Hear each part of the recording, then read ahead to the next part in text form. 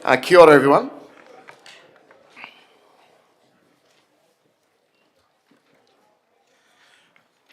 Kia ora tātou, nau mai, haere mai, and a warm welcome to everybody for our council meeting, our deliberations for our annual plan 25-26, Wednesday, the 14th of May, 2025.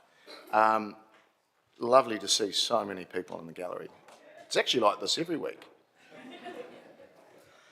No, but in all seriousness, there is a bit to discuss today, so I appreciate your community interest. I'll now ask the Deputy Mayor to open our meeting formally with karakia. Tēnā koe o worship o te rā, tēnā tātou I hui hui mai nei I tēnei rā. Nei rā te mihi nunui ki a koutou. Greetings everyone. Tū tawa mai I runga, tū tawa mai I raro, tū tawa mai I roto, tū tawa mai I waho. Kia tau ai te mauri tū, te mauri ora, ki te katoa, haumi e, hui e, tae ki e. And with that, that is a karakia to say, may we have all the positive energy we need to do the mahi, the work that we have today, and may everyone be looked after, safe and positive. Kia ora tātou. Thank you, Deputy Mayor. Kia ora. Right. Just a bit of housekeeping and explaining today. The meeting's being recorded. It'll be live streamed on our council's YouTube channel. In terms of health and safety, a few people in here today. So, unlike the event of hearing the alarm, we will leave via the green signs, the fire exit signs.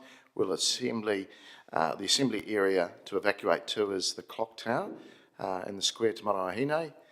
In terms of health and safety, it is a non-smoking vaping facility, so if you need to do that, please outside. Again, unlike the event of needing a defibrillator, that is located outside the entrance in the customer services area. Now, if there are any incidences, please just report them to our committee administration. Our toilets are located in the link span at the far end. At morning tea, there is a cup of coffee or tea for you there as well. Right. In terms of people online, if we could, to the officers, please, in the first instance, your name and title, so that's acknowledged online. If I could also just ask everybody, it's a big day today, and just to everyone to be respectful of everybody else's position, and we will get through the day well. Right, we're now going to look to apologies, and I've got an apology there for late arrival for Councillor Bowen. Are there any other apologies? There being none, I'll look to move that. Seconded by the Deputy Mayor. No other comments? We will vote, please.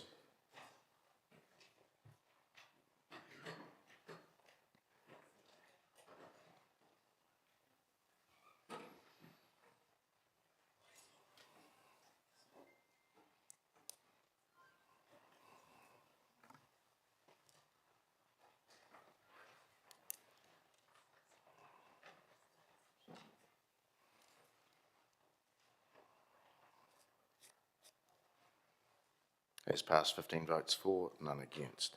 All right, we'll move through to number 3, notification of any additional items. I don't have any. There's nothing from the floor. In terms of declarations of interest, again, I haven't been notified of any. If there is anything that pops up, please just let us know at the time. In terms of public comment, if I could just make a comment on public comment. I had a number of people wanting to speak, and so what I've done is limited it to new information only. So on that basis, a few of you wanted to speak, and I apologise in advance, but we just couldn't allow it, otherwise we would be here for a week. So the only one that we have got is Anthony Lewis. He wanted to speak about libraries, and I'll invite you, Anthony.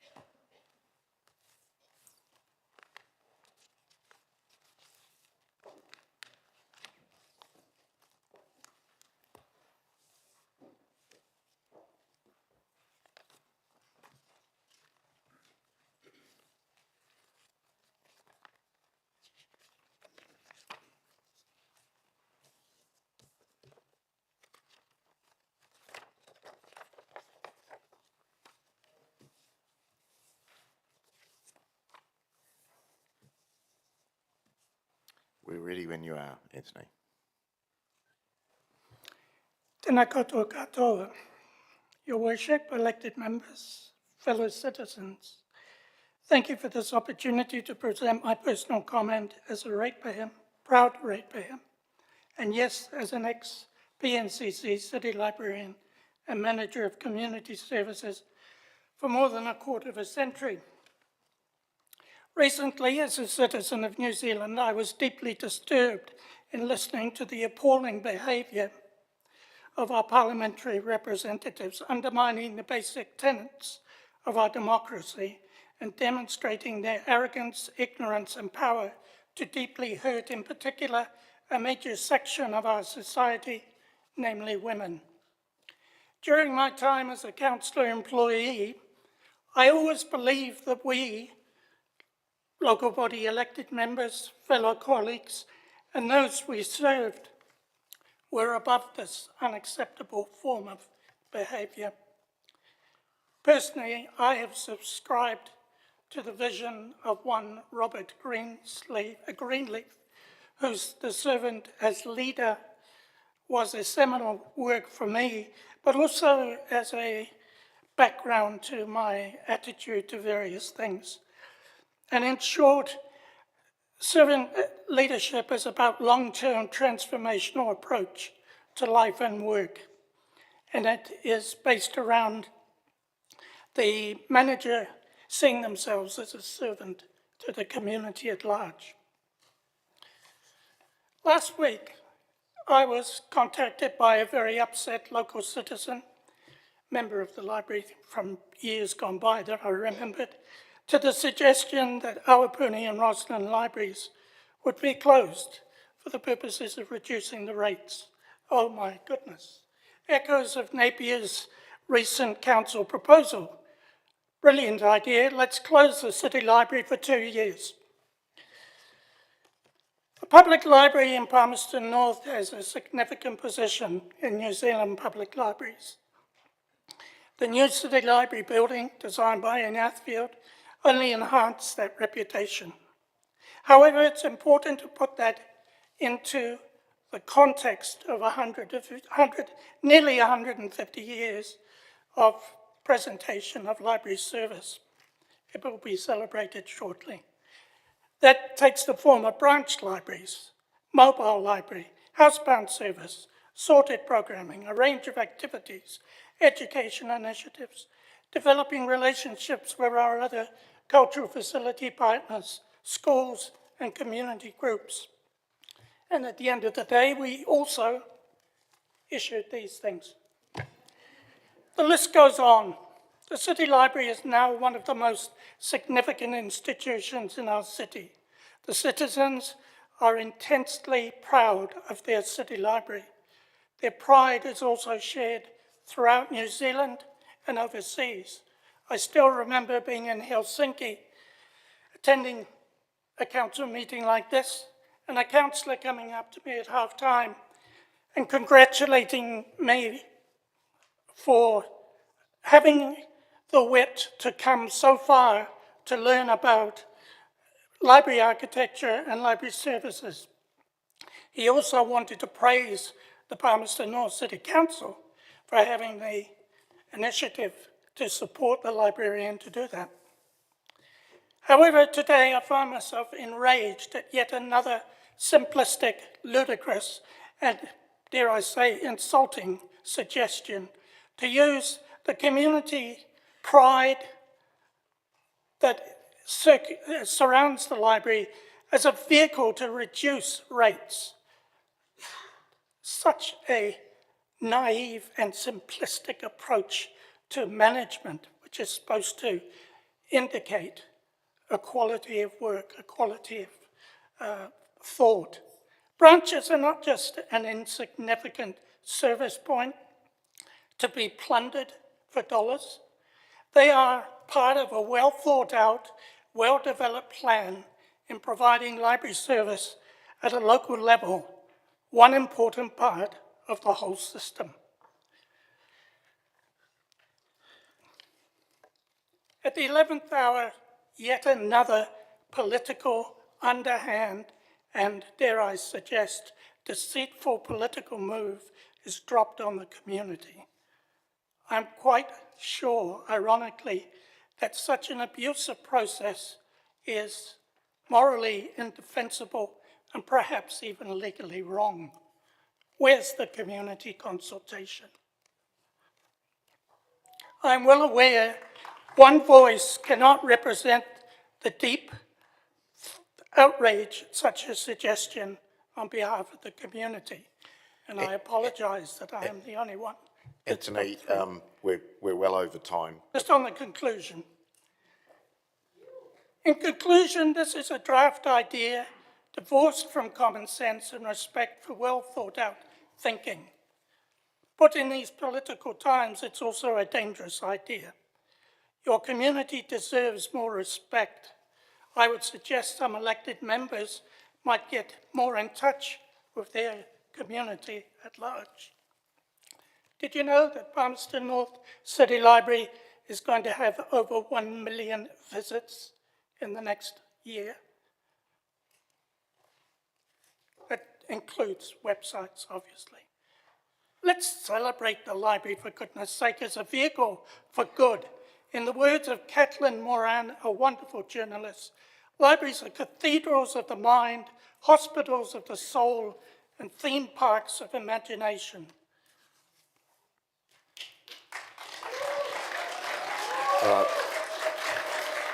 Excuse me, Mr. Mayor, I've just got one thing I want to read. It's directly addressed to the elected members present. It's by a man called R.J. Haynes.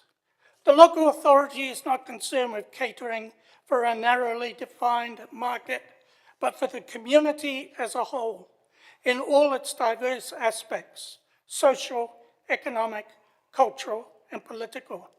Its test of success cannot be reduced to a mere profit and loss computation, but must instead involve the promotion of the far less tangible concept of public good. Okay. Thank you, Anthony. Appreciate your comments. All right. That is our only public comment. So, look, I'm happy to move that the council receive public comment, seconded by the Deputy Mayor. I'm not going to get into any questions there, councillors. We have a big day. And ask you to vote, please.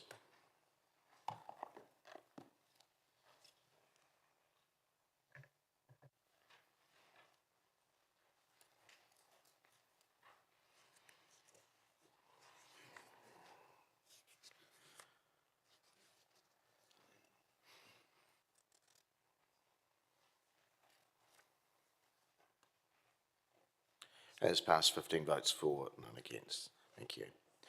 All right, we now go to number 6, which is confirmation of minutes of our last council meeting on the 30th of April 2025, part 1, be confirmed as a true and correct record. Again, I'm happy to move those, seconded by the Deputy Mayor. Are there any matters arising? Pages 5 through to 15.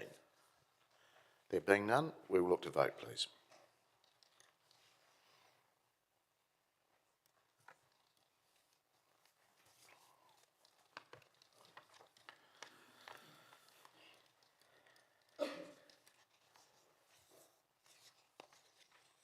That's passed, 15 votes for, none against. Councillors, I've moved item 7 because of the public interest in the annual budget, so we'll do that towards the end of the meeting. So we're now going to go to item 8, which is, and that's on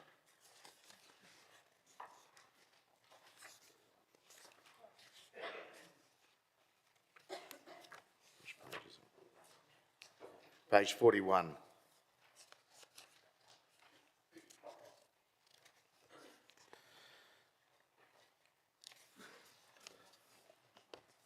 So, colleagues, although it isn't an LTP, it feels like one, and it is an annual plan. So, we'll take everything sort of individually. Otherwise, it will implode on itself. So, we've got a number of different motions or additional recommendations to us.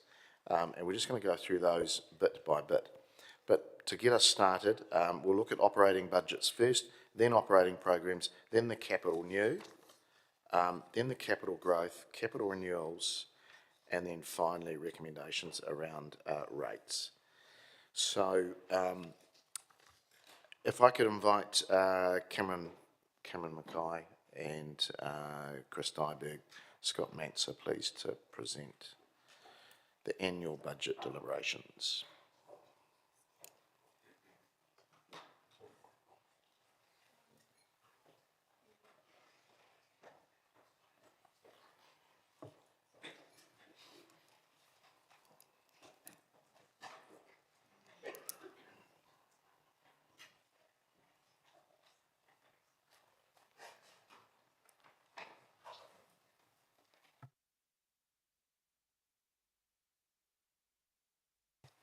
Gentlemen, the floor's yours.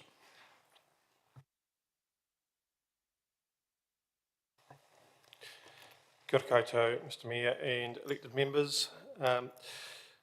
Before you today, just some introductory comments to the annual budget deliberations. We're at the point where we've been out with our draft budget and consulted with the community, and today pleased to bring back to you for your consideration the draft budget for finalisation. Just an overview of where we are, and I'll explain some items. So when we went out in our draft budget, we went out with the rates, proposed increased rates of 7.7%. Where we sit today as our starting point, that has reduced to 7.2%. So a key consideration in this has been that staff has considered the likely completion of capital program for the current year and considered its carry forward position and has included those carry forwards for your consideration. In doing so, in consideration of those likely carry forwards, items have been included as deferrals to leave within the size envelope that the capital program was at consultation phase. The effect of the carry forwards has been for us to relook at our assumptions, particularly around our opening debt balance, and that is now a lower figure, and so that means that there is less debt repayment for the year in question. We understand that you'll be considering the capital program today, and there is an additional schedule that's been provided to you through questions and so forth of additional items that are there for your consideration. They are not at this point been deferred or adjusted in the budget in front of you, but they are there for the information is provided for your consideration. In terms of the operating position, there has been consideration of where the operating loan funded programs are likely to be completed at the end of this year, noting that they are multi-year, as a multi-year program, and so the carry forward to reflect when payments and things are likely has been considered as well. And also, just to highlight your attention, slight increase to the street tree maintenance budget is outlined in the report. The reason for its inclusion is because of new information that to meet the level of service that has been set, that is now the budget required to deliver that particular aspect. So that's for your further consideration. The report also outlines items that have been referred to the deliberations process. Specifically, sections 2.33 and sections 2.44 highlight these. These are not yet included in the budget as they stand. They are there for your debate today. Finally, before I pass off to my colleagues for any further input, just want to acknowledge that for the work that has got us to this point here today, particularly around the officers and returning questions and looking at options for your consideration today, and also acknowledge the efforts that you'll go through in today's debate. Thank you.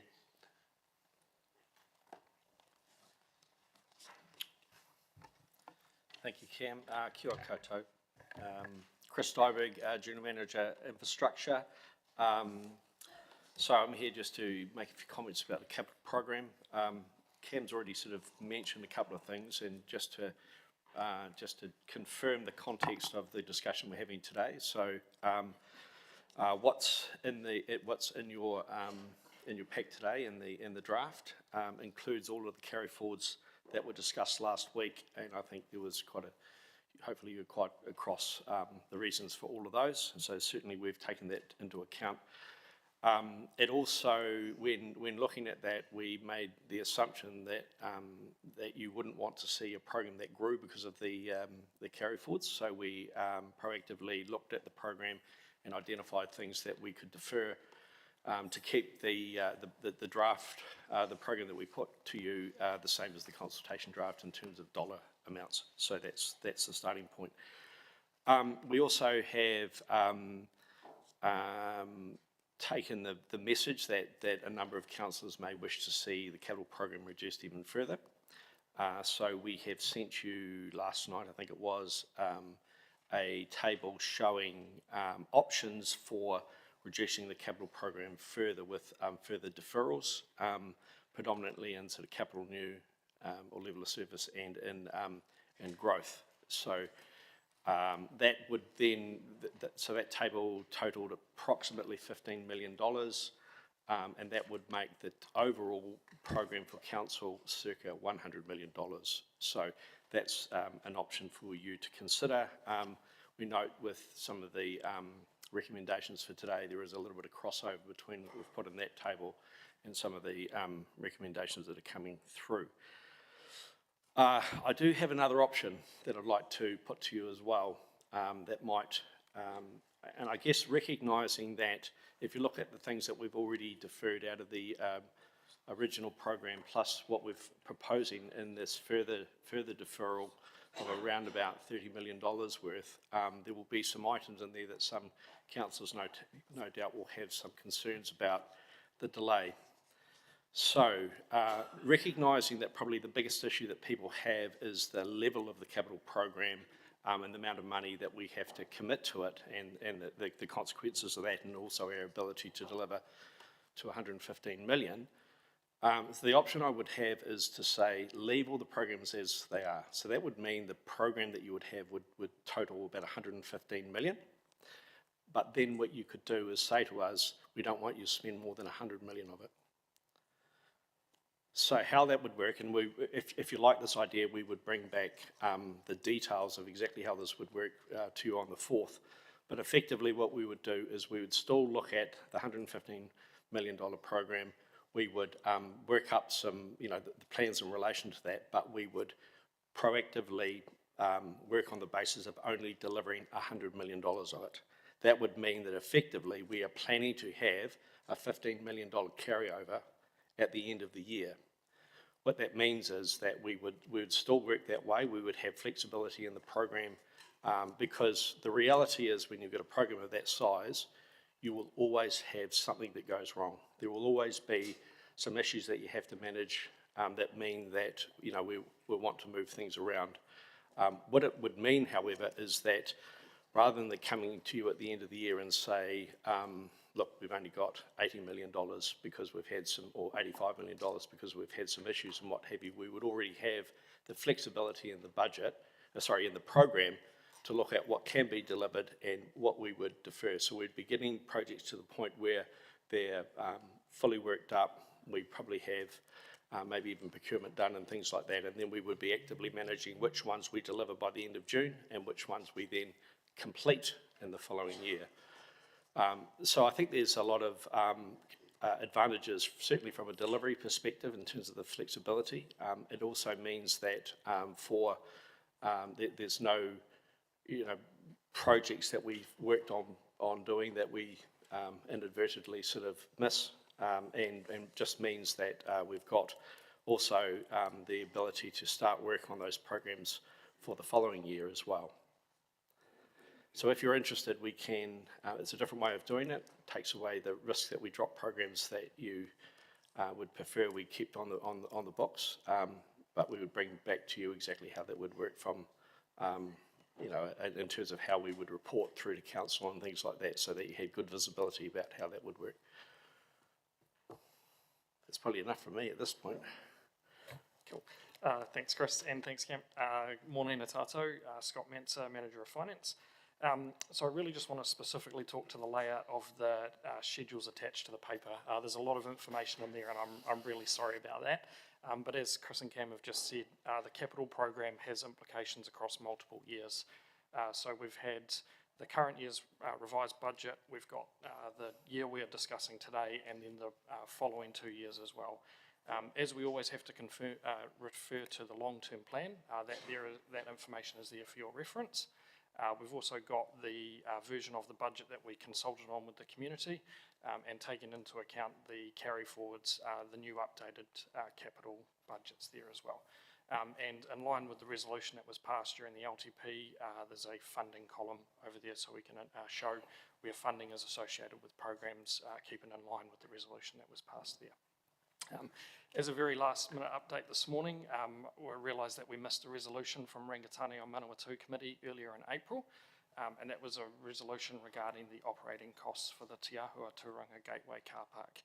So I've got Hannah to write a quick resolution in there, and when we get to that section, we'll have that there around some additional operating costs as well. So apologies about missing that one coming through. And Cam really stole my thunder about saying thanks to the colleagues either in the chamber or listening online. It's been a phenomenal effort to get this agenda done and respond to the elected member questions. So hopefully that will provide the information that you need to make some good decisions today. Happy to take any questions. Thank you, gentlemen. Just one quickly from me at the start. So the proposed sheet around capital reduction and the update on that, it amounts to sort of, just in rough terms, $14.8 million, which gets deferred.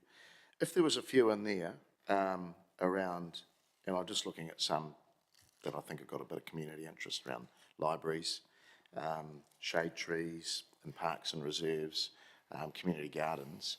They don't amount to a huge amount, but they could be taken out quite easily. I mean, they amount to less than $100,000, but... Yeah, so to clarify, that schedule is proposed programs that could be reduced further if elected members chose. They haven't been reduced out of the budget yet. They're just some considerations in line with reducing the total spend. Would need elected member resolutions to actually remove those programs. Remove them, okay, all right. Just need to know how the process, how we should be doing that. All right, Councillor Naylor. Thank you, Mr Mayor, and thanks to officers. I just want to say a big thanks, firstly, for the huge amount of work that's gone into answering the 4 tranches of questions that have already been provided. That's been extremely helpful. I just do have a few others that have arisen from the agenda. Firstly, the current year capital program, the 13 million that we deferred at last week's meeting. How much of that 13 million was capital new?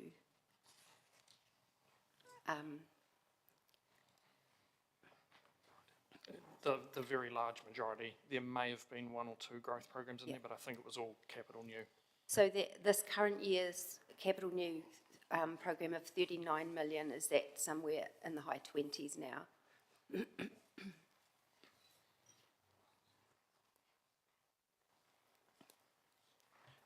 Yes, if my maths is working well for my current year. Yep. Okay, thank you. And one of the programs, the Massey Food Awards 40,000, program 2446, have we got contractual obligations with that program that would mean that we can't change it? Yes, that's my understanding. There's a 3-year contract in place. Okay, thank you. Now, just moving to the agenda, page 47, the school speed limit signage, the additional 655,000 that's required, that's not something we've budgeted for, correct? Is that correct? At the consultation point, that was not in the budget. What officers are suggesting is that that goes into the budget and has been allowed in the starting position for today of 114.8 million.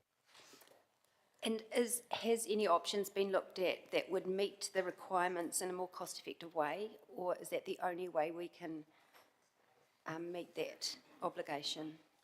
I might have to defer to our manager of transport to answer that question, and you'll just have to pop down from the gallery.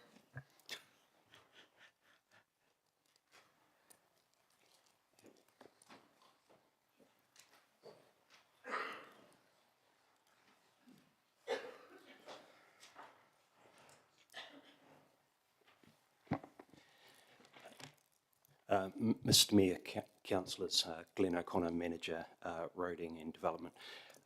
Councillor, your question regarding the school signs, we believe that's the most cost-effective process and manner at this stage. You'll recall we've got a speed management plan process that's underway that will largely dictate the final location and subsequent cost of these signs. However, that's our best estimate at this stage. Okay, thank you. Page 45, 2.3.2, the two carry forward operating programs, the digital transformation and the system replacement. The answer to question said that that was a capital program, or it was an operational program, but it was debt funded. Is that correct? So given that it's debt funded, I'm trying to understand on page 52 in table 2, what's driving the increase of the all other operating expenses from our draft document of being 80.6 million, which is now 82 million? What's driving that additional 1.4 million that's been added in since we consulted? Yeah, thank you for the question. So the carry forwards for those two programs is 1.2 million, and they are loan funded. However, as we've rejigged the capital program from the infrastructure officers, there was some better off funding associated with one of the programs that was reduced and deferred. So to make advantage of that funding, we've reallocated that across the other remaining better off funded programs. And one of those actually was transition support, which is an operating expense. So we've been able to turn a capital subsidy into an operating subsidy to reduce the impact on the ratepayer for that program. So how does that explain the additional operating expense of 1.4 million there? So there is a $300,000 carry forward for the better off funded program for the Marae and Wharipaku upgrade, as well as the digital transformation programs and any other considerations that would need to go into there. Sorry, and the street tree maintenance, that's the missing 100,000. Is that not capital? No, it's maintenance. Okay. Sorry, there was 300,000 better off funding and the street tree maintenance. And, sorry, that doesn't add up to 1.4 million.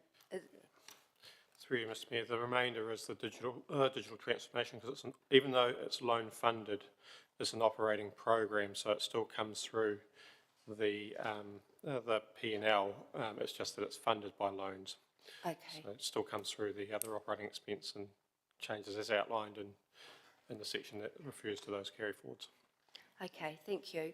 Just moving to table 4 on the next page, it may be a similar question, but there's a 0.7% increase in rates, which is around $1 million in the all other costs as compared to our draft annual budget. I'm just trying to understand what's driven that increase.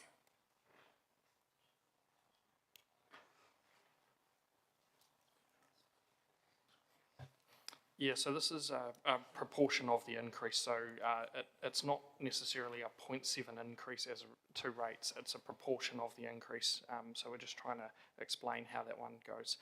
But it is those digital, even though those digital programs are loan funded, they're coming through in this, like the street trees change for that one, and I haven't really answered.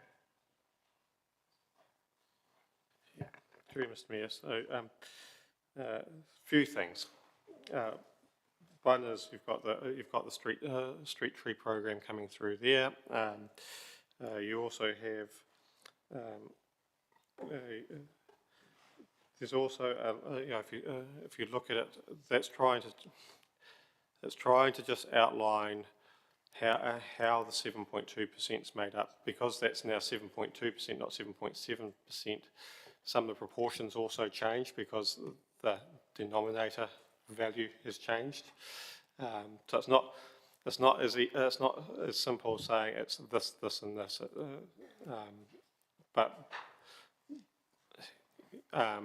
Yeah. So I know I'm not explaining the answer particularly well, but it's trying to think about it in proportions to a lower number that you've got there. Okay, thank you. Just a couple more, Mr. Mayor. In the tranche 4 question, the answers to questions that came through yesterday, there was a breakdown of overheads, $42 million of overheads, and one of the subcategories is customer and community group, which is going from 5.3 million to 6.5 million, which is about a 22% increase. There's a description of the 4 main areas that covers, including communications, marketing, customer contact, etc.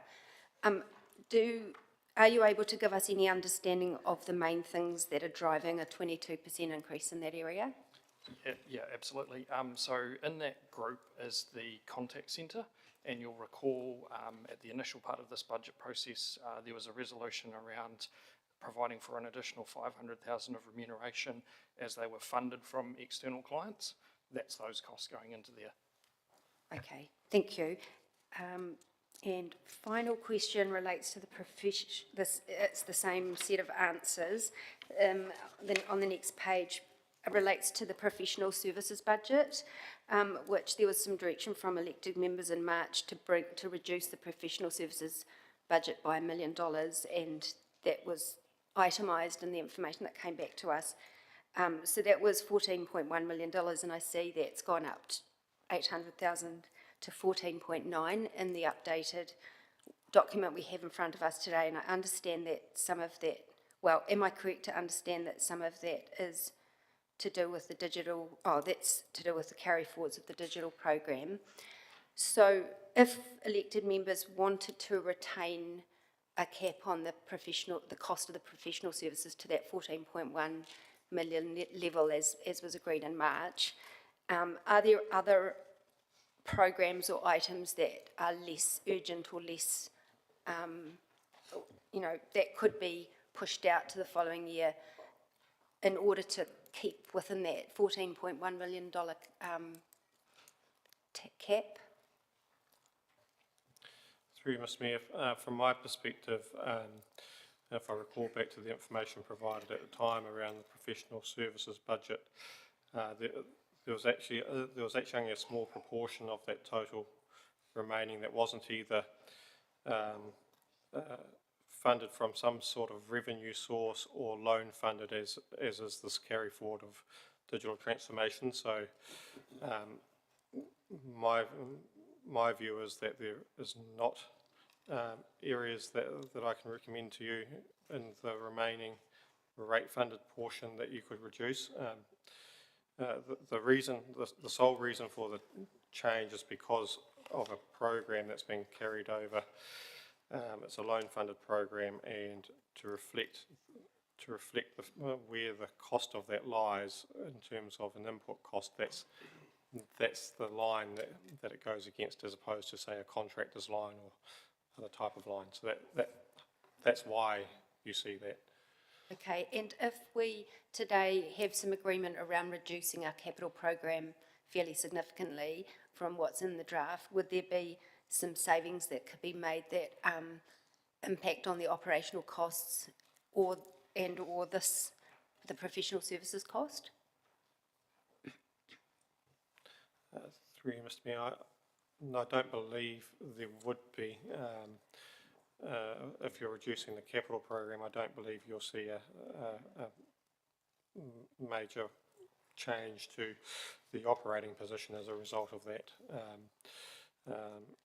You would see a change to the half charge of interest on on the loan funding for any reductions that you might make. Okay, thank you. That's all from me. Thank you. Councillor Harper. Thanks, Mr. Mayor, and thanks, team, for all the hard work you've done. Just a couple of questions from me. On this new spreadsheet, which is the capital reduction updates, the impact of the CET Arena 1194 of deferring basically the 3 million, what would be the impact on that project?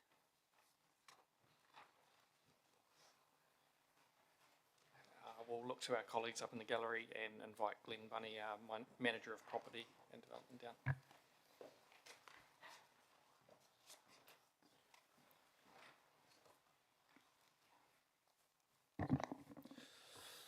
Morena, everybody. Glenn Bunny, Manager of Property.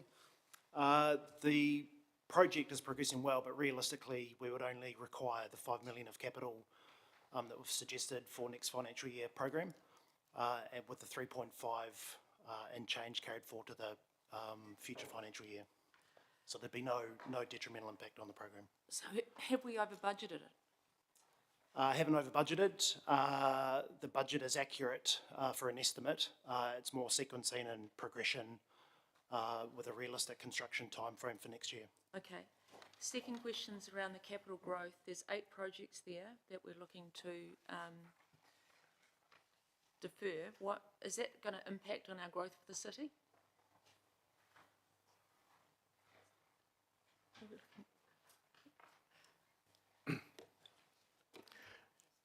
Through you, Mr. Chair, hard to say. I suppose one of the reasons why I guess I proposed leaving some things in there so that we could have them in case we needed them and didn't have to come back is to address issues like this. I guess what we've done with those growth programs is looked at potential, what things may be delayed or what may not be. It's always hard with growth because you're usually dealing with another party as well in terms of those quite often. So I suppose the answer is potentially, but we're hard to say. Sorry, it's a bit of a wishy-washy answer, but it's hard to be definitive. I'll just get the CE to comment as well. Yeah, it's true, Mr. Mayor. We are starting to find that pressure for opening up greenfield developments across the city. It does mean that where we had potentially put budgets in place for growth and putting infrastructure in the ground is starting to put pressures on us to potentially look to bring that forward. I think that one of the things that we would do is that, okay, where the budgets are currently sitting at the moment or being proposed to sit, if we did find that we, throughout the course of the year, that we were needing to bring something perhaps forward a little bit earlier, we would just bring another paper back through the chamber. Again, my question, have we over budgeted for these areas? Through the Mayor, no. At the time that we were progressing the budgets and putting these things in place, that was the state of play at that particular point in time. Things are starting to move a little bit differently now, And so we're trying to forecast out a little bit more about what the picture might look like across the course of the next 12 months in particular, but also the next 3-5 years as well. Okay. My final question's about the uniform annual general charge, which is currently sitting at 300. There is a proposal to decrease it to 200. What will that impact be on the council? Through you, Mr Mayor. On the council itself, there isn't an impact per se. What it impacts is the incidence of rates and how that might be distributed between different properties of different values. It'd be on the revenue take, though. No. The council would still rate for the required amount of rates that it needs. It's just who ultimately will pay what share of the rates. Okay. That's what that will impact. Okay. Thank you, Mr Mayor. Could I just remind everybody to speak into your microphones? We've got another 70 people out there that are trying to listen into the meeting in the Missoula room and in the link span. So please just speak clearly, precisely and into your microphone. Councillor Wood. Thank you, Mr Mayor. Thank you, team. A couple of questions from me. I wanted to start on page 53 regarding table 3. The capital for growth figure has increased from 12.3 million in our consultation to 16.1 million. Given an answer to Councillor Naylor's questions earlier, the indication was most of the carry forwards were capital new. I just wanted to understand, was that mainly driven by carry forwards or mainly driven by bringing growth programs forward?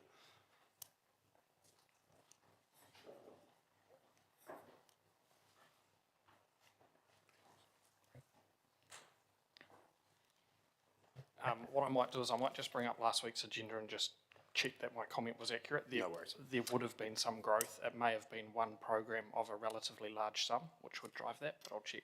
Oh, Kiki Whenua Transport Program is the carry forward in there. Thank you.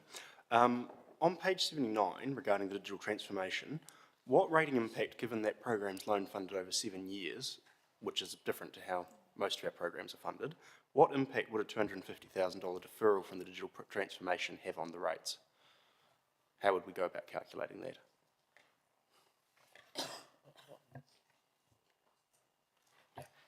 In next financial year, very, very little, i.e. maybe $5,000 or $6,000, because it's 0.5% of interest, 6 months of interest on that. It has a bigger impact in the following year. Thank you. Just to confirm my understanding, Program 902, which is the seismic strengthening of council buildings, from the answer that's been given by officers, it seems to indicate around $1 million of that's for the Regent. What is the other $1 million for? Is that also for the Regent, but just being pushed out to a second year, or is that for a different seismic strengthening program? Through you, Mr Mayor. The $1 million was for the Regent. The other $1 million was for more detailed investigations and design work for the Globe Theatre building and the Te Manua building. Okay, thank you.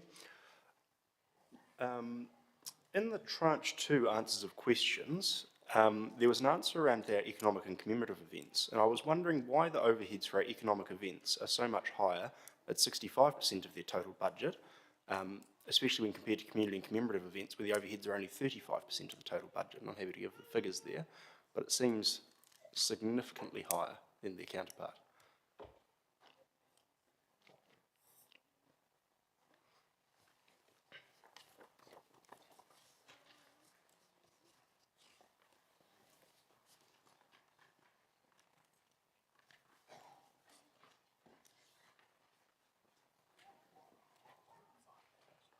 Sorry, which specific question was that? So,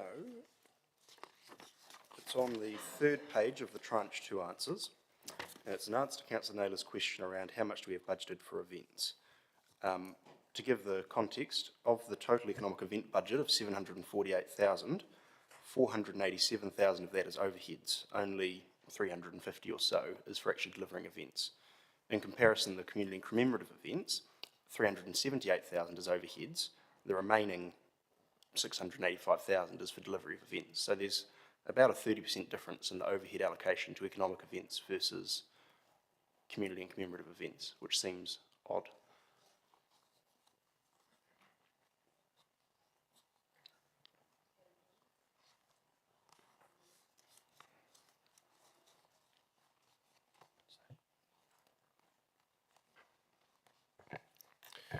Through Mr Mayor, without being in the absolute detail of it, my thoughts around it will be simply around how the staff are allocated and how much staff input is required in each of those areas, and how much is already accounted for in one group and the other. It's probably just how the question's been answered to some respects. It's not necessarily all overhead as such. It'll be allocation of the staff within that area as well, and how it's spread. Okay, thank you. 2 questions to go. I was just wondering what the difference about Reserve Program 1852, improvements to existing reserves, that one's deemed as critical versus most of the other reserve programs are deemed as strategic in terms of the level of service upgrades for Capital New. I just wondered what was different about that program that made it a critical one in comparison to our other reserve upgrades. We'll get our parks manager down. You all might want to stay sitting there for a while too.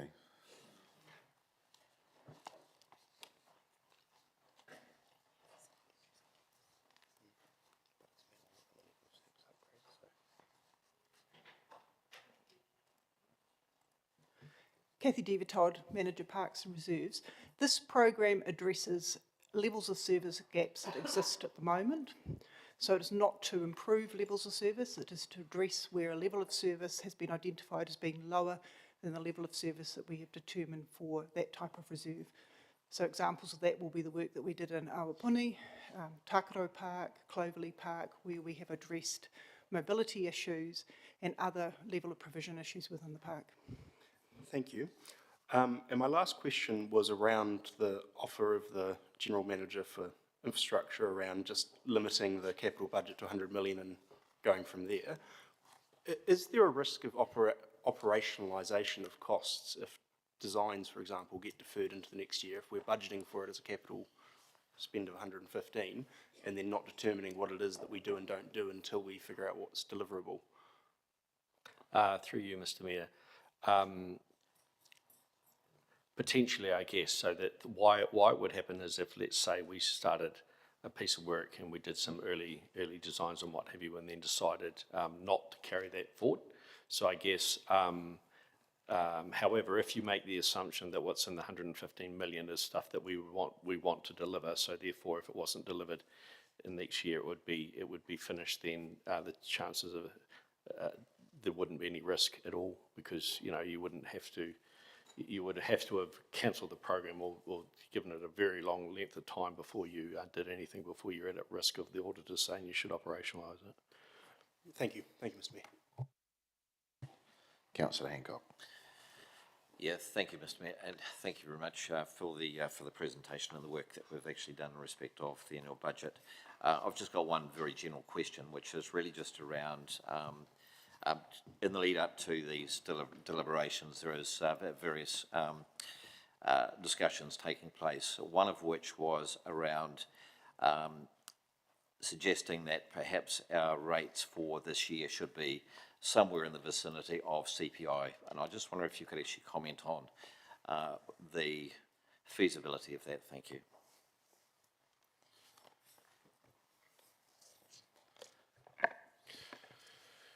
Through you, Mr Mayor, I can provide some commentary to it. Ultimately, elected members will make the decisions, but in terms of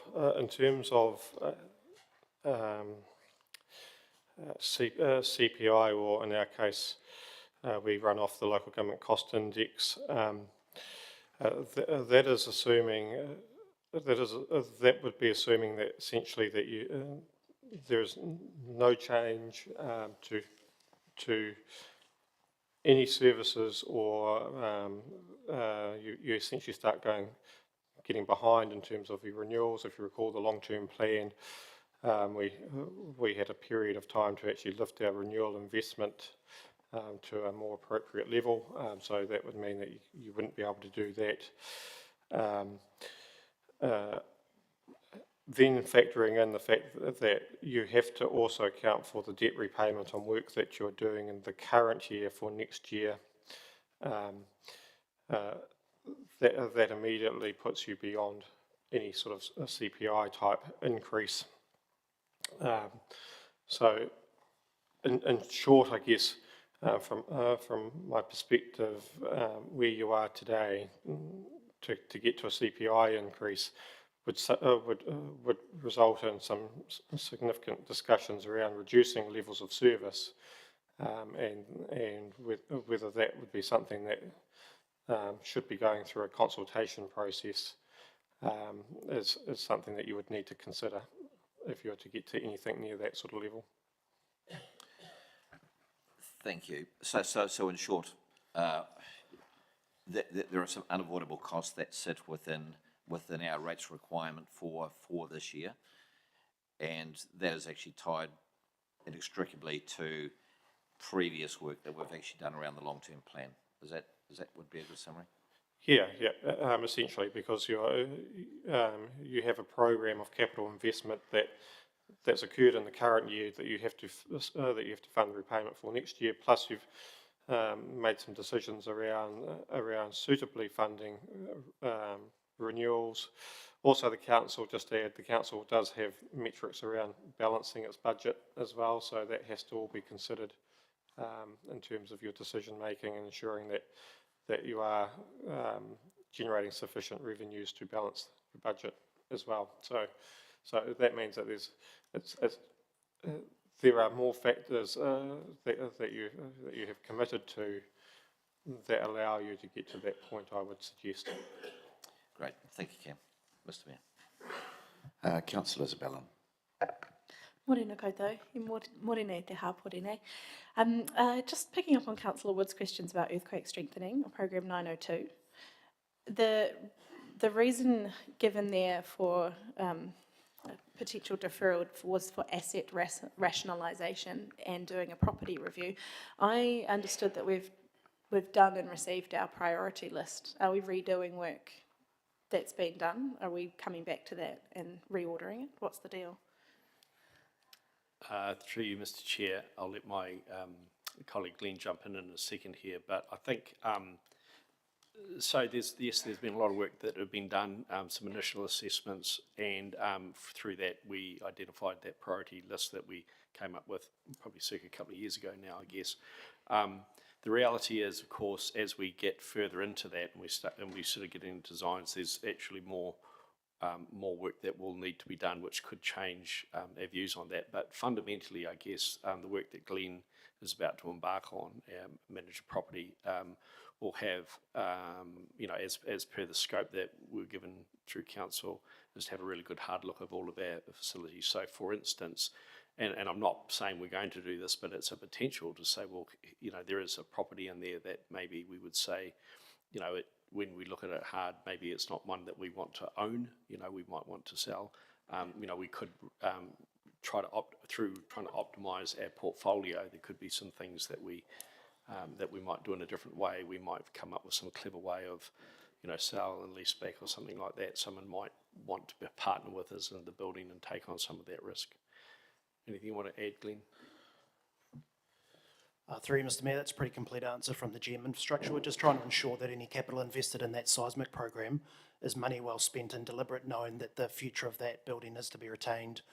The activity is to remain with council, and to make sure we haven't overlooked any opportunities for optimisation, co-location of activities, etc., so that we can possibly recycle assets within that strategic property review if those opportunities arise. Right, thank you. I also had questions just about the Kelvin Grove safety improvements in the Stony Creek roads. That whole program on the table that you've given us, Program 159, which is Kelvin Grove safety improvements. It says delaying substantial works.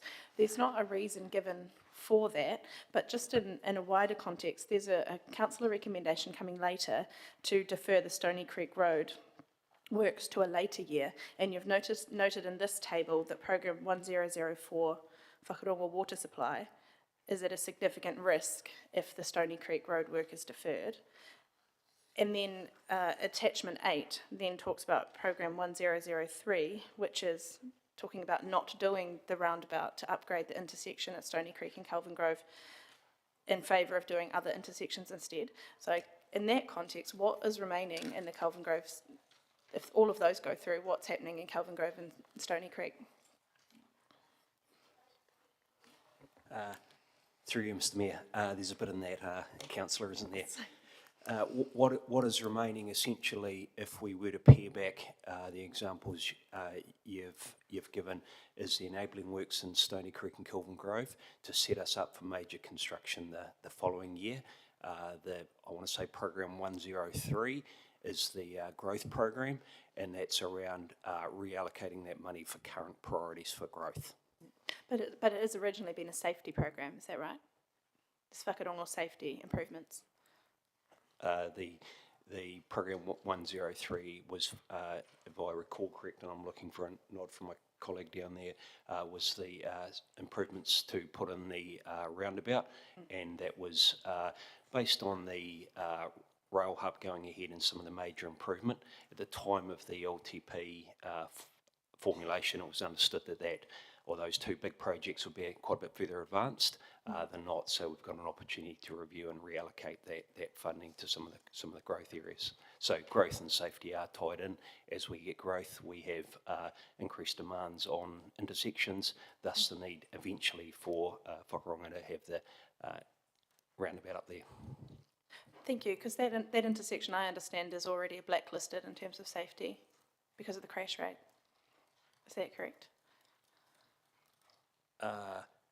Yeah, to be fair, I would need to go back and look at the records on that. Certainly, any of our intersections do have incidents from time to time, but I'd need to confirm where that is on the list. Okay, thank you. And so the water supply 1004 needs to happen at the same time as 2335 Stony Creek Road. They need to happen as a complementary activities. Getting a nod from my colleague behind me, yes. Right, thank you. And the rationale for deferring 159 Kelvin Grove safety improvements is just that we'll continue doing the enabling works, but we'll delay the substantial work until a later time? Yes, it's a fairly extensive program in enabling works in its broadest terms, the liaison with landowners, the sequencing of work. If there's any property we need to acquire, it gives us time to work that through. Just undertake a considered amount of work on that program, really. Great, thank you. I just had a quick question about the program 2452, the community garden water supply. Which community garden is it that would have a delay in getting their water supply?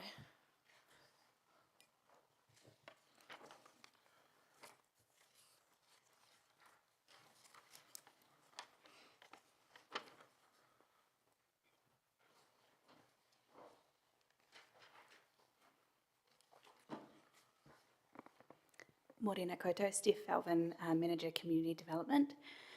There is no community garden that is tagged to receive water supply next year.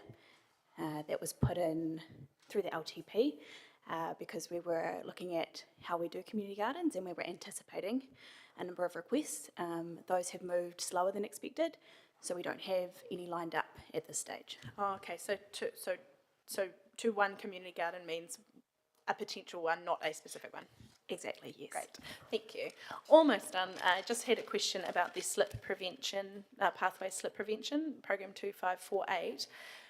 If a new slip did occur, would we then have no budget to remediate that? Is that remediated, is the prevention the same budget as the remediation budget?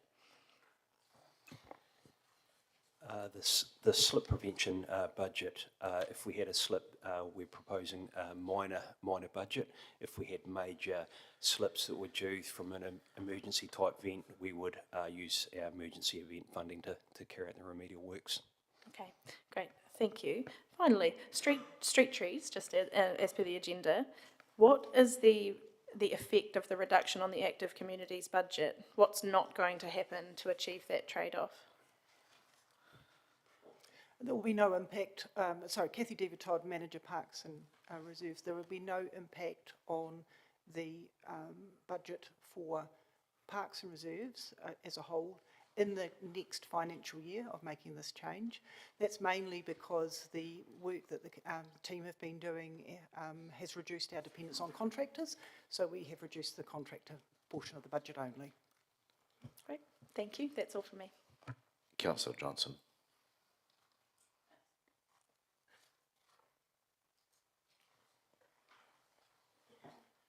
Thanks, Mr. Mayor. So I've got a kind of process question to you probably first. I've got a number of questions about the additional recommendations that have been put up regarding the multiple cuts and deferments. Are we going to take those questions on those items as they are proposed, or are we doing them now? We're going to do them within the categories they fall. For instance, the additional recommendations around cuts to operating budgets, we'll do those individually. We'll get through that tranche. We'll then look at the operating programs, and there is the odd small addition, but most of them are quite significant cuts. And then we'll just go through the rest in capital as well. Okay, so I've got questions about the impact of each of those. Is this the time to ask that? Yeah, definitely. Okay, prepare. So there's a proposal to reduce the Manawatu River budget by $150,000. Can I have a comment from officers on what impact that would have, please?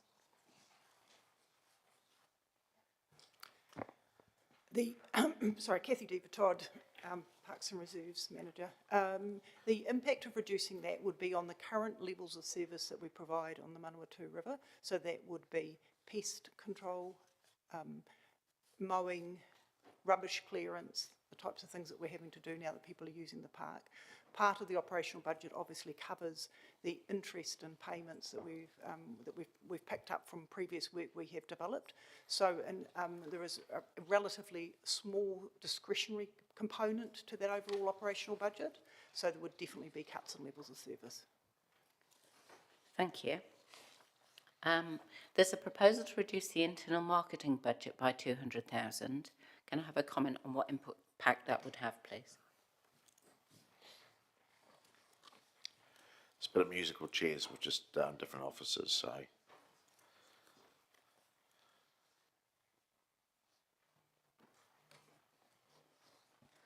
Morena, Jessica Papel, Marketing Manager.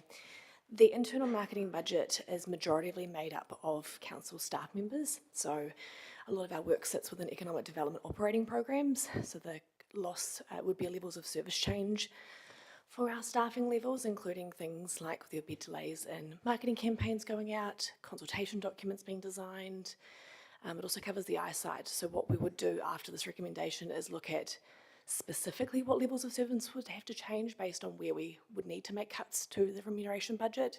There is a small $10,000 advertising budget that could be looked at as part of this, but yeah, the majority is staffing. Thank you. There's a proposal to reduce the catering budget by $100,000. Can I have a comment on impact, please?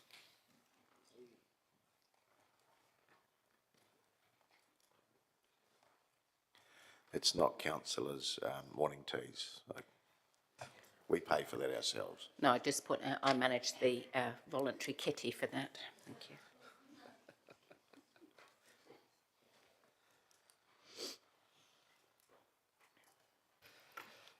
So there's quite a few budgets that have catering in it across the entire organisation. One example that is really top of my mind is the citizenship ceremonies and civic awards and things like that. So that forms part of that budget at that layer there. So we'd have to look at all the other different lines where the catering budget is to be able to understand the actual impact of that, but we would really have to rationalise the spend on catering would be the short answer. I don't know if the Chief Executive has anything else to add or not. No, cool. So as a proportion of the catering budget, what proportion of the catering budget is that?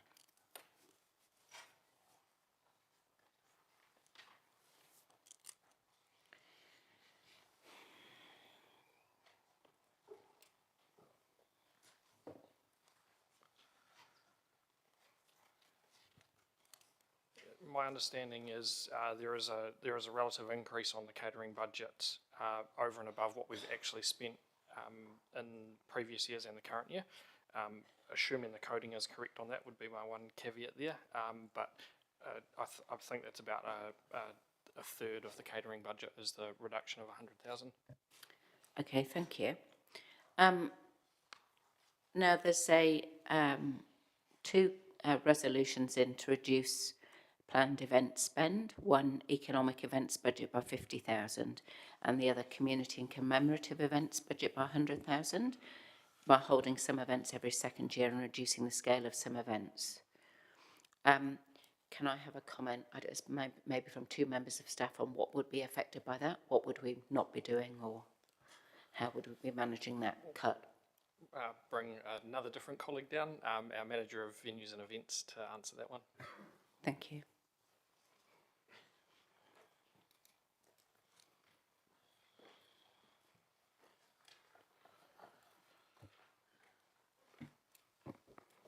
Good morning, councillors.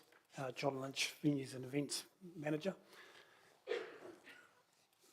The economic events side of things is, and I did answer through the questions that have been distributed, that we distribute around about $261,000 per year. Of that, $181,000 is through the Major Events Fund, $60,000 to attraction and retention of events, and there's another $20,000 which is also assigned with a major event to the city. A reduction of $50,000 for us essentially means we wouldn't be able to accept any more funding applications for the next financial year because of allocations that take place. Thank you. That's the economic events. What about the community and commemorative events? On the community events side of things, I saw the comment about potentially holding an event every second year instead of annually. I guess one of the concerns there is that we do have stakeholder relationships in place, especially around a lot of the cultural events. So how you would determine what was to stay in place on an annual basis or to become a biannual event could be a little bit tricky. I suppose, quite honestly, something like the Esplanade Day, you may consider that you turn into a biannual event, but whether that's acceptable from an elected member's perspective, obviously is up to you. Thank you. Am I right to continue? So there's a proposal to amend the Te Manawa Museum operating grant to the same level as 2024 amount plus inflation. Can I have a comment on what impact that would have, please?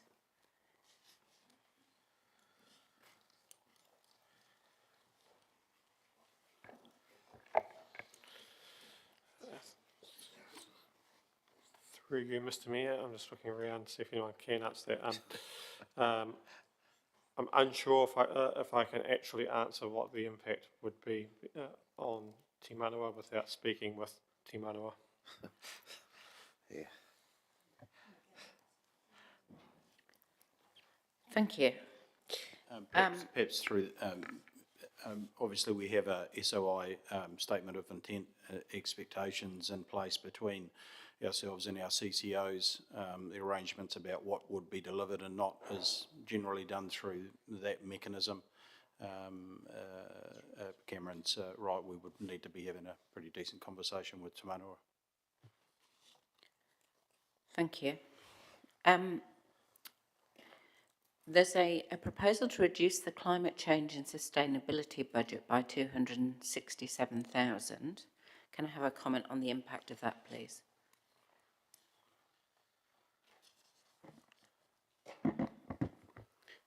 Through you, Mr. Mayor, David Murphy, General Manager, Strategic Planning. So that quantum is approximately 30% of the total budget of the climate change and sustainability function, which is 888,000. There was a question around what that function included in the tranche of questions. So you can, there's a summary there of what that function includes. Ultimately, there would need to be a corresponding 30% reduction in those activities.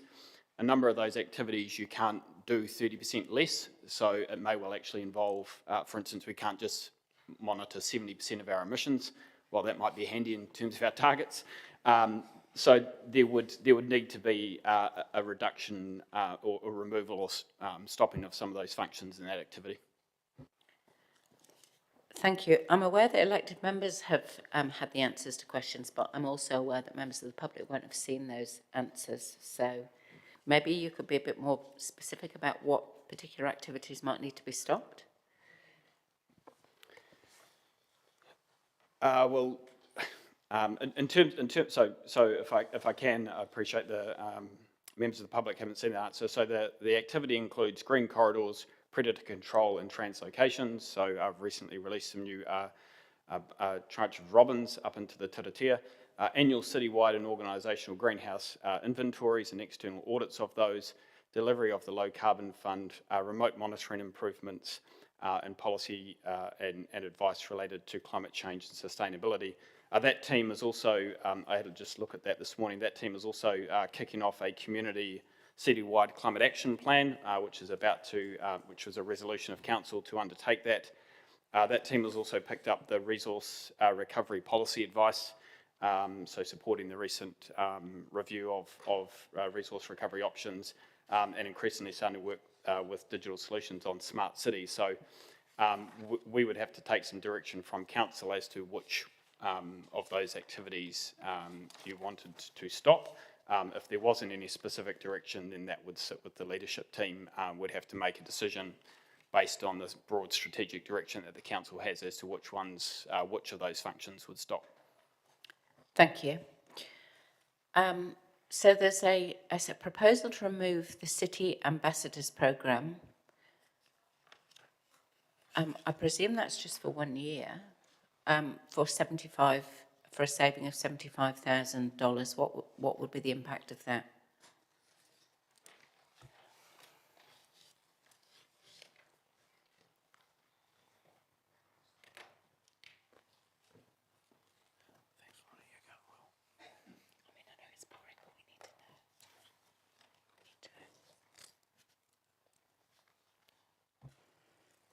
Steph Alvin, Manager Community Development. The impact would be that we wouldn't be able to run the City Ambassadors program for this coming summer period. So that program is designed to promote safety and vibrancy in the city centre over those summer months. So we wouldn't be able to run that program if the funding wasn't there. Thank you. So there's a proposal to defer the Civic and Cultural Precinct programme to the next annual budget. What impact would that have?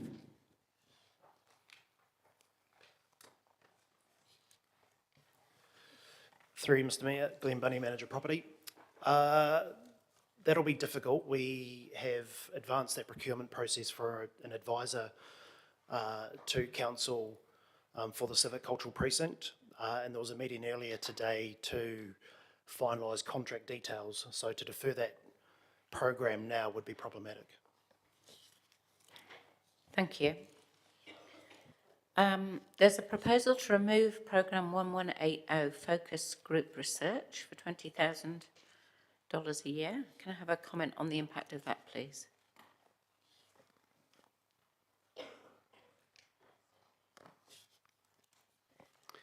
Through you, Mr Mayor, David Murphy, General Manager, Strategic Planning. So this program came about as a result of some concerns from elected members about the scope of the resident survey and whether or not we were picking up some of the qualitative responses from the community to help inform the way in which that resident survey was received. So we had a council workshop and we talked about options to add to that resident survey. Focus groups were talked about as an option, and the council sought that a budget was included in year 2. So the budget was originally $25,000, which would have provided for 3 in-person focus group sessions. It was reduced prior to the annual budget going out to 20, which would really provide for 2 in-person or 3 online focus groups to help supplement the resident survey.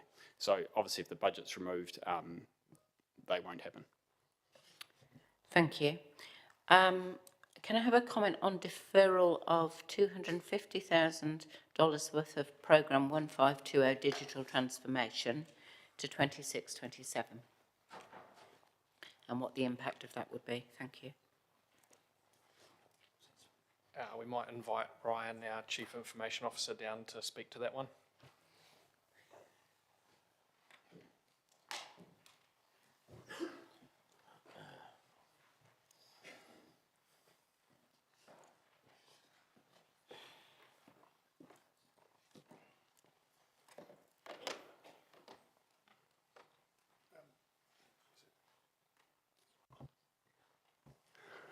Ryan Eames, CIO. So just to clarify the question, to understand the impact of the moving the $250,000 into 26-27. Yes, so there's an elected member proposal that $250,000 worth of programme 1520 will be deferred to financial year 26-27, and I just want to know before we debate that what the impact would be of doing that. The impact will be fairly minimal. We've got some commitments to reduce overall risks, operational risks and transformation.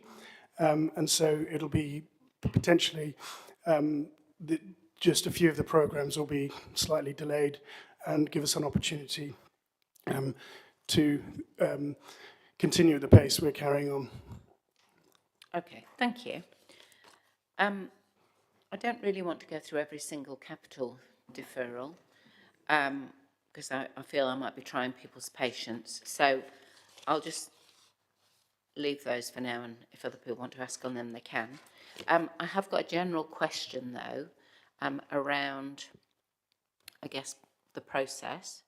So given that we've got a lot of recommendations for change to what we consulted on, and as well as that, officers have produced a number of changes, both in operating and in capital programmes that haven't been consulted on.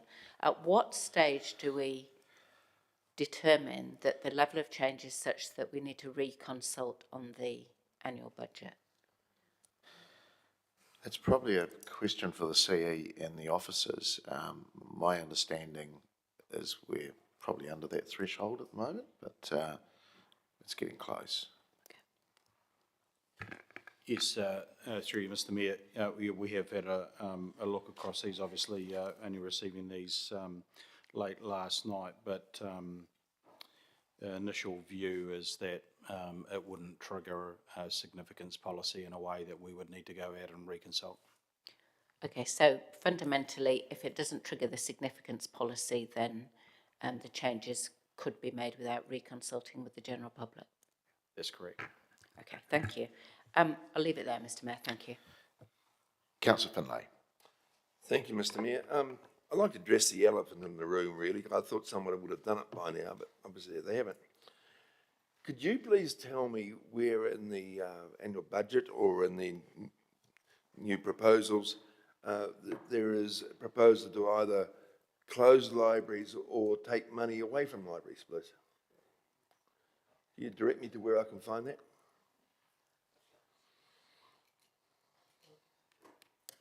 Is there nothing there?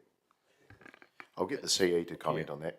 Through Mr. Mayor, there's no commentary of reducing services to library and the recommendations that have been provided late last night, nor is there anything in the proposed budget. The only two items in the deferral of the capital program that we had another look at was a couple of minor capital programs that were provided from the manager to look at reducing the overall capital number across the organisation.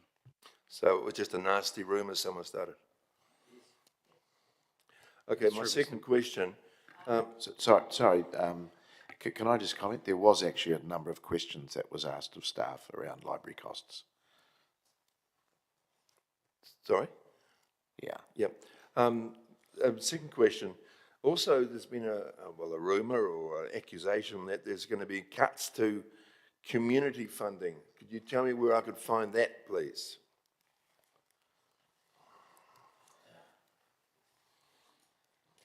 Get the CE Hold on. Again, through It's Mr. a loaded Mayor, question, councillor. is that I think the Manager Community Development and others have provided some answers to some questions. At the moment, there are recommendations in front of you. If you choose to proceed with some of those, then they are suggesting some reduction in some programs.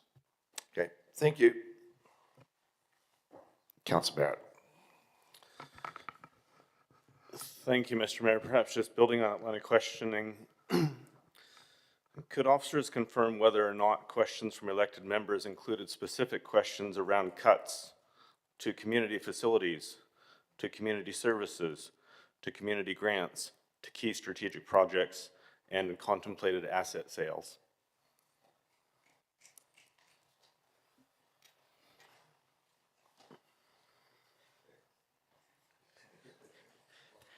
This will come to the CE.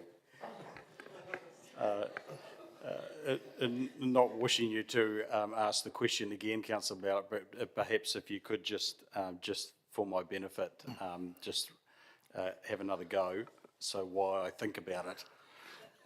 Thank you to the Chief Executive. The question is whether the scope of questions that came from elected members in preparing for today's meeting included questions about funding for community facilities, funding for community services, funding for community grants, funding for key strategic projects, and potential asset sales. Through Mr. Mayor, we received a number of questions from elected members across all of those particular categories that you've mentioned. Our view is to respond to those questions in an appropriate manner, in an appropriate way, in order for you to make a decision here today. Thank you for that. To the other questions that I had, Mr. Mayor, firstly, to Chris, thank you for the introducing the option of threading a $115 million needle with $100 million. Could you just tell us what precedent exists for that, how audit might view that kind of approach? Through you, Mr. Mayor, excellent question, and that has been something that we have given some thought to over the last couple of days, and I'll let Cam, after I'm finished, maybe just comment on how an auditor might look at that. So look, and I've been trying to find specific examples, but talking to some of my colleagues around the country, I do understand that there are a number of councils that operate in this sort of way. So effectively what they're saying is, you know, there's a sort of group of projects that we want you to work on. We recognise that delivering a capital budget can be difficult as you get into it. So it's just about providing flexibility. I think a 15% amount, which is circa what it's going to be, is probably not unusual. So what you would basically say, look, we want you to deliver about 85% of this, but we'll give you some flexibility around it. It then gives some certainty from a financing perspective, so you can still, through that process, identify how much capital you're going to spend. I think the idea is it probably gives you a little bit more certainty, so rather than being a bit unsure whether you can actually deliver the full program, because you're delivering a percentage of it, it gives you a little bit more certainty about how much you're going to put through your capital program. Thank you. Oh, yeah, just in terms of Yeah, through Mr. Mayor. In terms of practicality terms of how this plays out, so you still have a program of a 115 million. What you're determining to do is to make an assumption around the level of loan funding, as many of these pertain to loan funding, and funding that to a level of 100 million, so you would fund it that way. When it comes, so the auditor doesn't audit an annual budget, but they will audit the resulting annual report, and they will still be required to show how we have progressed against a program of 115 million, but we can tell a story around that in determining a program of 115 million that we are delivering to 100 million in funding to that effect. So that's how, in practical terms, I see that playing out. Thank you. Chris, you said in your introductory comments that you had heard a message that elected members wanted, potentially wanted deeper cuts, which gave rise to this list of 36 potential new cuts. I certainly wasn't involved in sending that message. Could you tell us a little bit about that and where it might have come from? Through you, Mr. Chair. Look, you're right, we haven't received a specific direction or request in relation to that. I guess through, questions and comments, and particularly, in relation to the conversation last week, we probably got a sense that there might be an interest in truing back our aspirations around the capital program.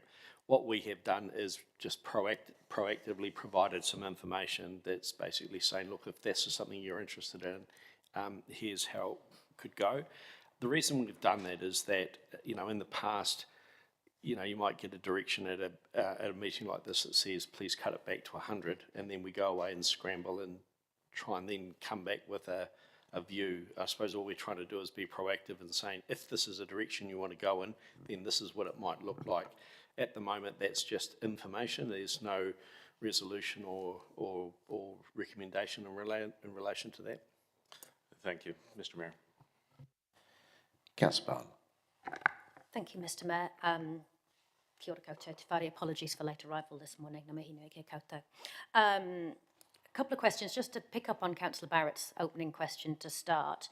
Mr. Mayor, are elected members required to give advance notice of the recommendations they're bringing to the meeting? Technically, no. It's a good practice that they do, but an elected member could raise any motion Yeah. during the meeting Yeah. with an appropriate seconder. Thank you. To some points of detail. On Programme 1074, Total Road Wastewater Treatment Plant Earthquake Strengthening, the programme fully funded through better off funding, decrease would need approval from DIA. Does movement to the programme need approval from DIA, or is that okay? Both things need approval from DIA, and particularly in regards to where they're going to make that funding available. So in this case, rather than move the funding with the schedule of works, we've reallocated the funding to other better off funded programs, and that will need approval from DIA. Indication that that approval will be given? We're currently undertaking some early conversations with DIA about that. Obviously, pending the outcome of today's meeting, we might have some better information around the finer details to go back to DIA and our funding advisor for that. Kia ora. On capital renewal in the library for 1139 RFEDs, it just says defer to future years. Why would we defer that, and what would be the impact of a deferral?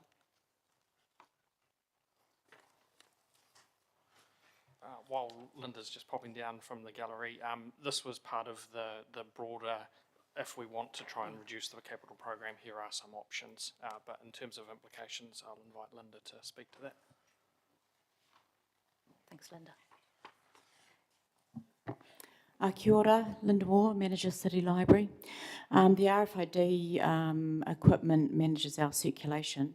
By deferring it 1 year, we'll have no significant service break, and it also allows us to align with programs that are yet to be determined of their date, like the Awapuni Potential Library and others.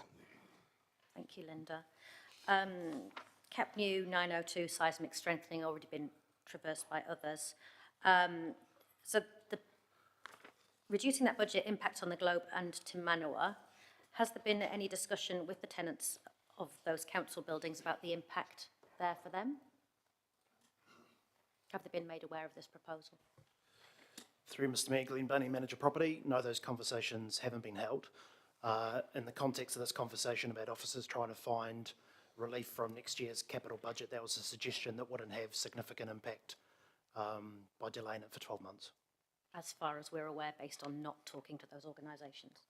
Yes. Thank you. Last one on that sheet, CapNew Recreation and Play 1852 Local Reserves. Kathy Deaver Todd spoke to this earlier. So we have community support, but there's limited reputational risk. How would we limit that reputational risk for programs that have strong community support?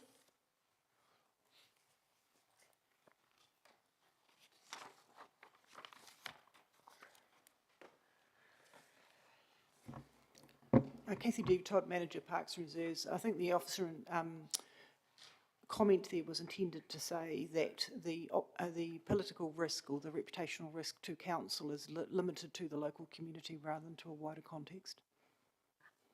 Thank you for that, Kathy. Last one, I think, for me at the moment.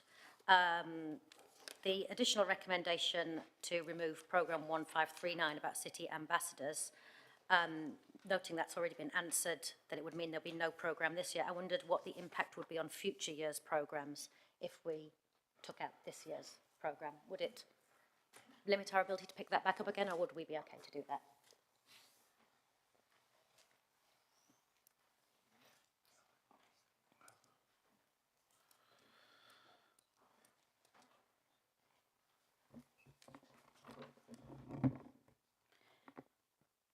Steph Alvin, Manager Community Development.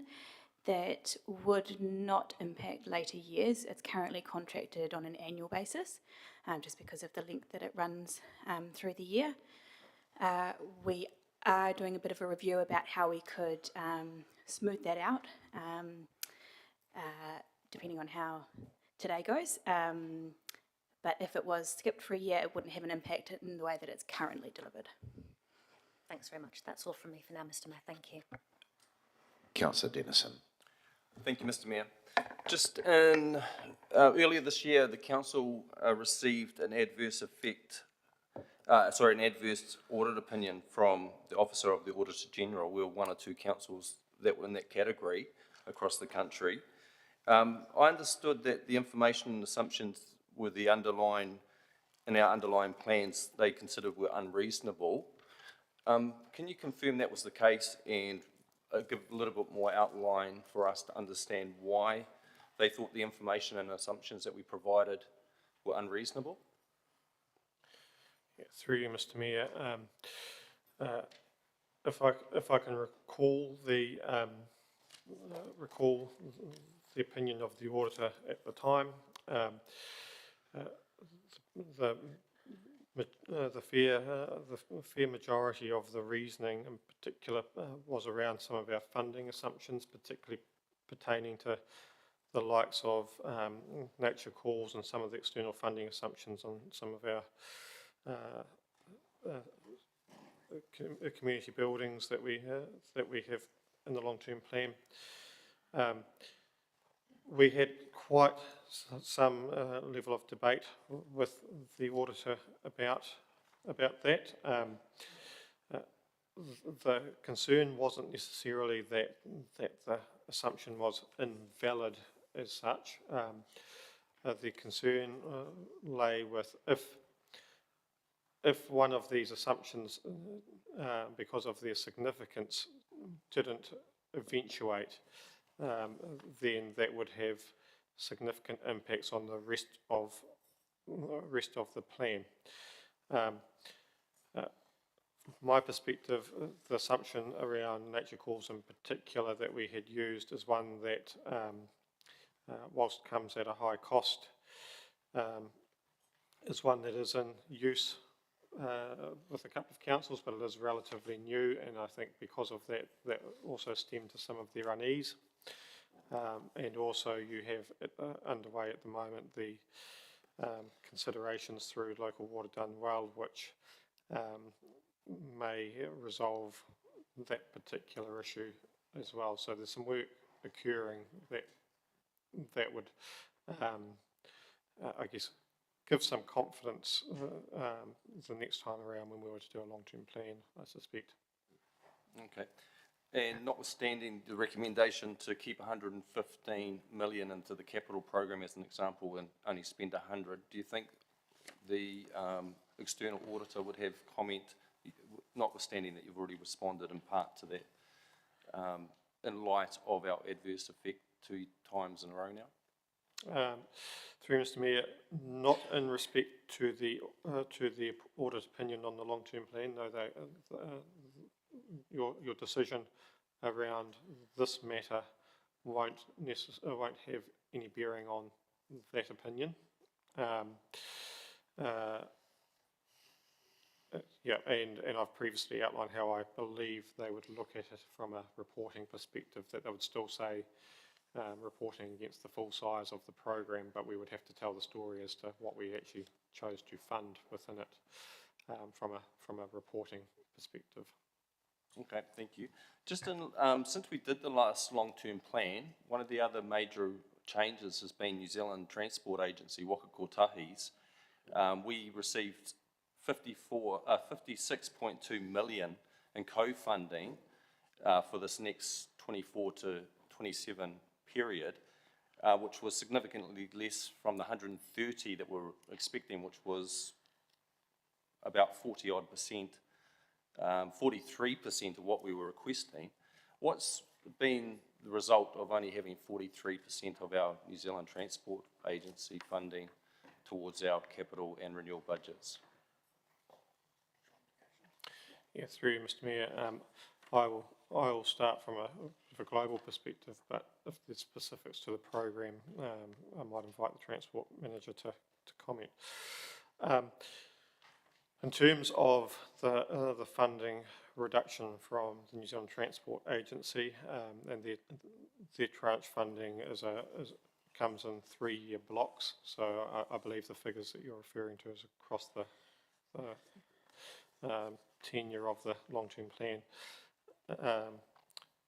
The council has made some decisions for this budget at this point around reducing its capital program in areas where the funding has also been reduced from New Zealand Transport Agency. So from that perspective, that's how the risk of the loss of funding has been managed, is by reducing ultimately the program in those spaces where that funding applied. Okay. Is it, from our long-term plan, is there programs in our budget that council have picked up and actually looked to fully fund, or to fund a higher proportion than what we went to the community this time last year with? Yes, there is one that springs to mind. The council determined that it would like to continue at the same pace of its footpath renewal budget, and has chosen to fully fund that activity in light of the reduction from the New Zealand Transport Agency. So that's a renewal program, and that is funded on a rolling renewal average of 3 years, and is rate funded. Thank you. Referring to page 48 in our agenda, which is relating to the Transport Choices bus shelters, it outlines that we received 5 million from NZTA to purchase and acquire bus shelters. 30 have been installed, 50 are yet to be installed, and we're proposing increasing our budget from 200,000 to 1 million this year, and another 1 million the following. Can I understand how we ended up in this predicament? And is it true for $2 million we can only install 50 bus shelters, which is, in my calculations, 40,000 per bus shelter just to install it? Is that correct, or is that a typo? Through you, Mr. Chair, no, it's not a typo. They are the figures that we believe. I guess in terms of just covering the point about the cost, Glenn can jump in if needed, but in some cases they are relatively inexpensive, you know, so you might find the site is effectively it's slap it on almost with a little bit of preparation. In some cases we have to do substantial work in terms of you know, reforming the footpath where it is, potentially having to change the curb and channel, and do a lot of foundations, and some of those ones can run quite high. So 40 is a reasonable estimate of the average for a bus shelter. So taking a step back, and how did we get in this position? It's a very good question. So at the time of the program, and you know, we did agree between us and NZTA that we would buy these shelters and we go through a program as part of the new bus stops and the upgrades of shelters. So I think in total there is about 130 in total. And we brought those. We knew at the time that we wouldn't have enough budget to deliver them in that year, basically up until the end of last financial year. So the intent at that time was to install them over time using the co-funded programs that were in there, and we would everyone was happy with that. Of course, with the change of priorities for the that program got cut, so we got caught with the bus shelters and making a commitment to install them over time, but with no co-funding. So fair to say, we have very modest budgets at the moment, but we are sitting there, having spent the money on the bus shelters. Some of them are sitting here in Palmerston North. Some of them are still in the factory in Christchurch where the components have been manufactured. So, I've got a bit of a bad taste in my mouth in relation to this one, but we do believe this is what we need to do. Just another question just on that. Is there consideration to spread that over a longer term rather than just to do the install over 2 years and maybe do it over a 3 or 4 year period to reduce that budget? And the other one is, are any of these bus shelters replacing existing bus shelters in the proposal? Through you, Mr. Mayor. So we have considered, different timeframes around doing that. I would love to spread it out over a longer time period, but ultimately where we've got to with discussions with NZTA as well in terms of negotiating this, we think doing it over 2 years and doing half one year or half the next is probably a reasonable outcome. In terms of whether any of these ones are replacing existing ones, I don't believe they are, but they're not. No, these are new locations. Okay, thank you. Just in regards to, there was questions just saying what impact some of the recommendations that have been circulated, and there's one I just want to have a reassurance or confidence in that I intend, which I've proposed, which is Te Manawa Museum or Te Manawa operating grant being the same level as this current year, plus inflation, and the response to the earlier question was, that would be up to Te Manawa to perhaps respond to. But we did have last week the statement of expectation, or the draft come through, the statement of intent, which showed that the closing total cash balance was 200,000 this financial year, and next year was going to be 415. And so that difference, I just wanted to understand, is that enough room in their bottom line to appreciate that rather than give the slight extra increase on top of the inflation adjustment? Can I understand your level of comfort around that headroom that they would still have next financial year? Through you, Mr. Mayor, I will provide some context that I recall from the information they provided last week, or when they provided it.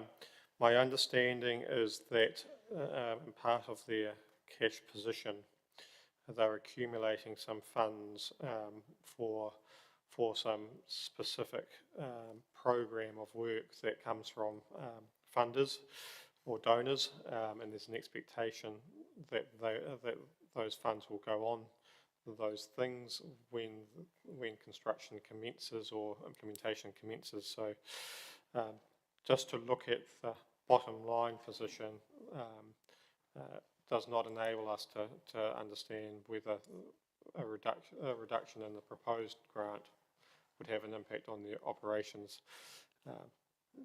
The cash position, I do understand they are getting some funds in for some of those extra initiatives, and that will be a timing difference of when the thing actually gets built.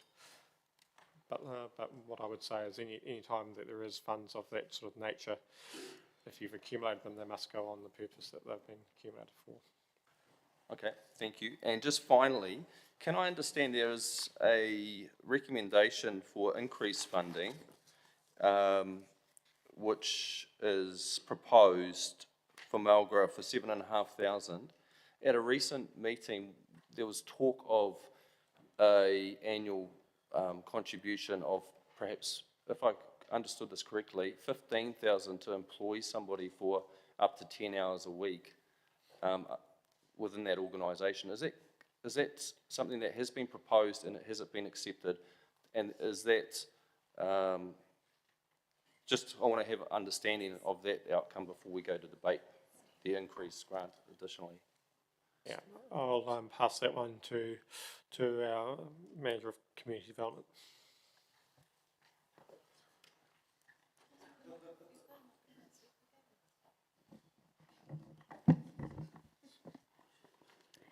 Steph Alvin, Manager Community Development. So at this present moment, we are working with Malgra. We've had a meeting this week, in fact, around an application to the Community-Led Initiatives Fund. So the intent is that we would support them through that fund starting 1 July, which is the end of their current SPG contract. We believe we've got all the information lined up. We're supportive of the proposal. It has to go through the assessment process, but at this stage, it's looking likely that we would fund them at that amount to support them to increase their capacity, which should help, is likely to help achieve some of the outcomes that they had put forward in the SPG application. And just finally, Mr. Mayor, is there any other organisations that fund that group outside of council that you're aware of? That fund Malgra. I understand they do receive other sources of funding. I would have to go and have a look back at their budget to confirm that. That's okay. Thank you, Mr. Mayor. I appreciate the time. Councillor Hancock. Yeah, thank you, Mr. Mayor, and apologies for coming back into the queue, but just the queries that have been raised just around the City Ambassadors Program 1539. Can I just please check with Community Development, just in respect of bearing in mind that these recommendations were only received by councillors last night, so we're kind of sort of doing things a little bit on the fly. So just in terms of, I guess, the comfort level of, have we been able to actually have any discussion with the various stakeholders who might have an opinion about this? And that would include retailers, police, the Business Improvement District, and perhaps the Chamber of Commerce, and the relevance of perhaps some work that needs to be done there, please. Thank you. Through the Mayor, Steph Alvin, Manager Community Development. No, we received this proposed recommendation at the same time, and so we haven't had the opportunity to discuss with any stakeholders that have an interest in this program. So by removing this program from this year's annual budget, that would actually be at variance to previous decisions that have been made in respect of the long-term plan?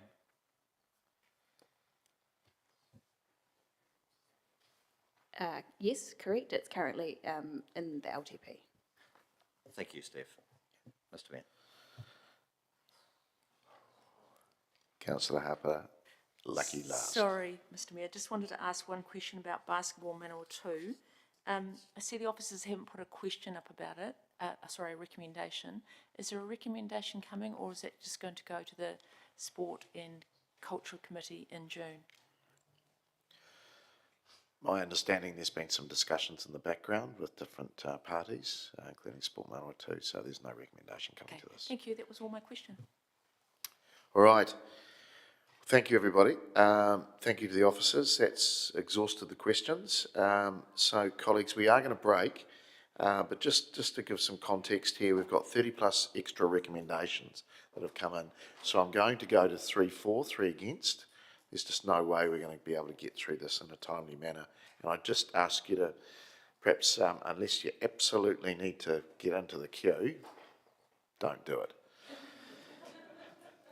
And look, there's great public interest out there, and because there has been a lot of questions asked. So look, just to give you an understanding, there's 220 people in this gallery. There's another 50 odd in the Missoula room and around the building as well. There's 320 online watching right at the moment. So there's a bit of interest. Yeah. So look, we will break. We'll be back in here at 15:15. So to those online, we'll see you at 11:15. Thank you.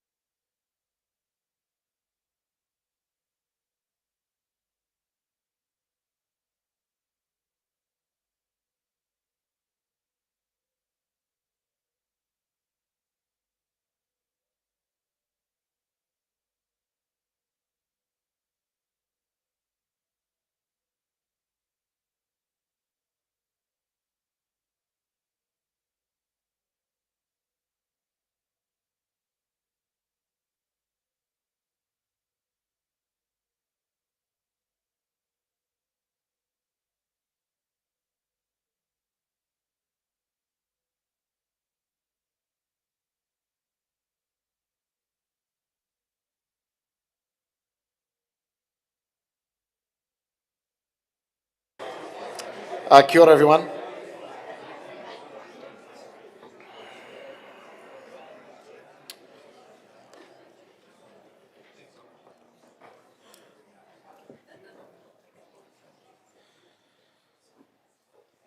All right. We now get into the main part of the meeting is around deliberating around the different budget lines. We're going to start, colleagues, with the operating budgets and the additional recommendations that we received. So what I'm going to suggest is the mover speaks to it. We'll have then 3 for, 3 against, and then obviously write a reply. We'll try and move through this as quickly as we can. So we are starting with one from Councillor Naylor, seconded by Councillor Wood, and this is around reducing the internal marketing budget from in overheads by 200,000, noting that will mean a reduction in the level of service. Councillor Naylor. Thank you, Mr Mayor.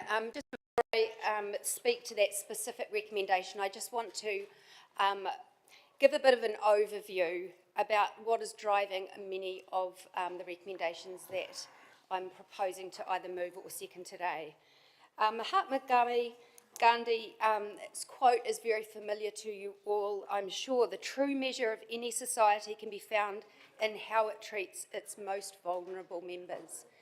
And it's many of the members in our community who have appealed to us through this annual budget process to limit the impact of the rates increase to them as much as possible. That is really driving why I'm here doing what I'm planning to do today.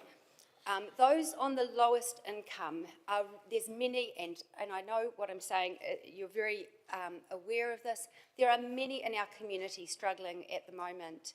Some of those are those who do own a home and are on a fixed or low income, and many of those are paying very high rates. Some of those are renting, and the costs that landlords are passing on to them are increasing significantly, and some of that is due to the increase in rates. Once upon a time, our average rates in Palmerston North were affordable. Now we are very much in the upper range as compared nationally. Over this annual budget period, I've heard obviously the formal feedback through submissions, as well as talking to many people across the community over the past few months. But many people have come to me concerned about their rates increases. And when I've said to them, please put in a submission, they've simply said to me, Karen, there's no point because they're not listening. I put a submission in last year and we still had a 10% rates increase. So some are just feeling really despondent that their concerns and that their hardship is not appropriately recognised at this table. And colleagues, I would urge you to consider the position of those people in our community when we make our decisions today. Some of the comments that came through in the formal submission include, stop all projects, I prefer to eat and live, I can't pay more.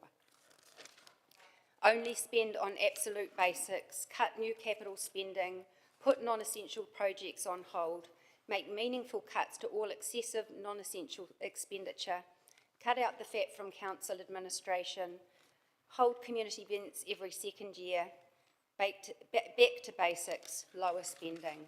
Those are just a few, and I'm sure you're all familiar with many more that have completed submissions. So the two main drivers, as I see them, to the rates increase this year and over recent years, one is the level of operational increase, and that is due to an increase in the level of service that we're providing our community. We are providing a level of service to our community that is growing more and more year on year. Very seldom do we stop doing something, but we seem to add to those activities. We do more events. We do more in the way of new builds. The list goes on.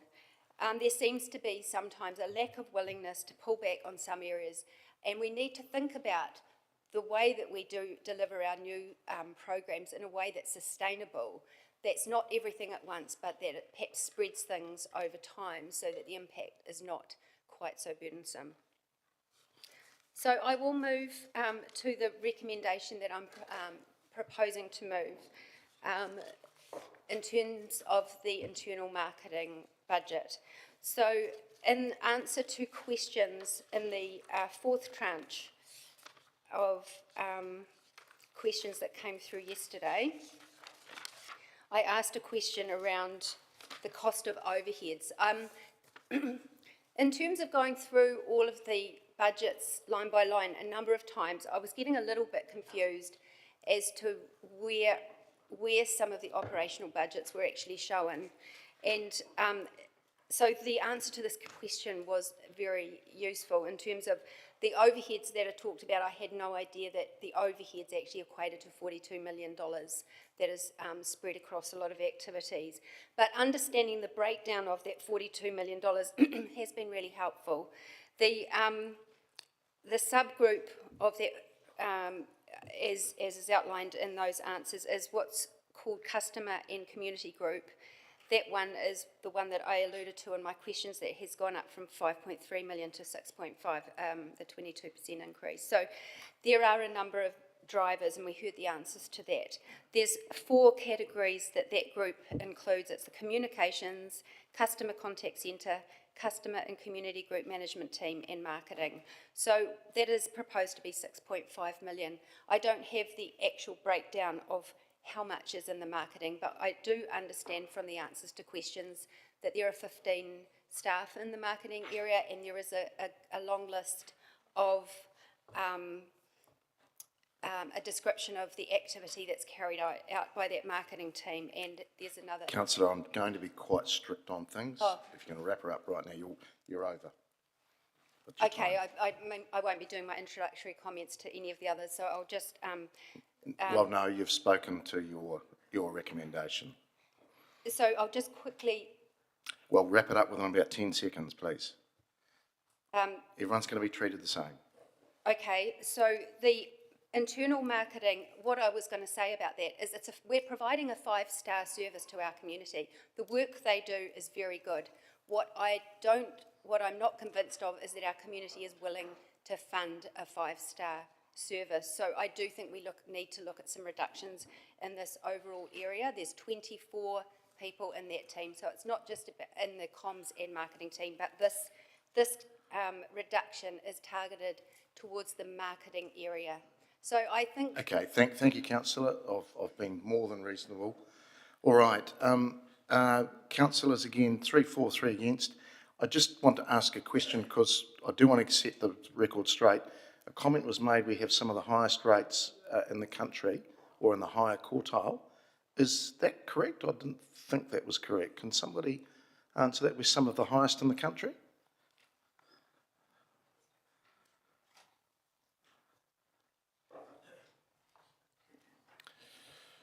Through Mr Mayor, not that I have the exact detail to hand, but my understanding is no, I wouldn't suggest that we are at that end.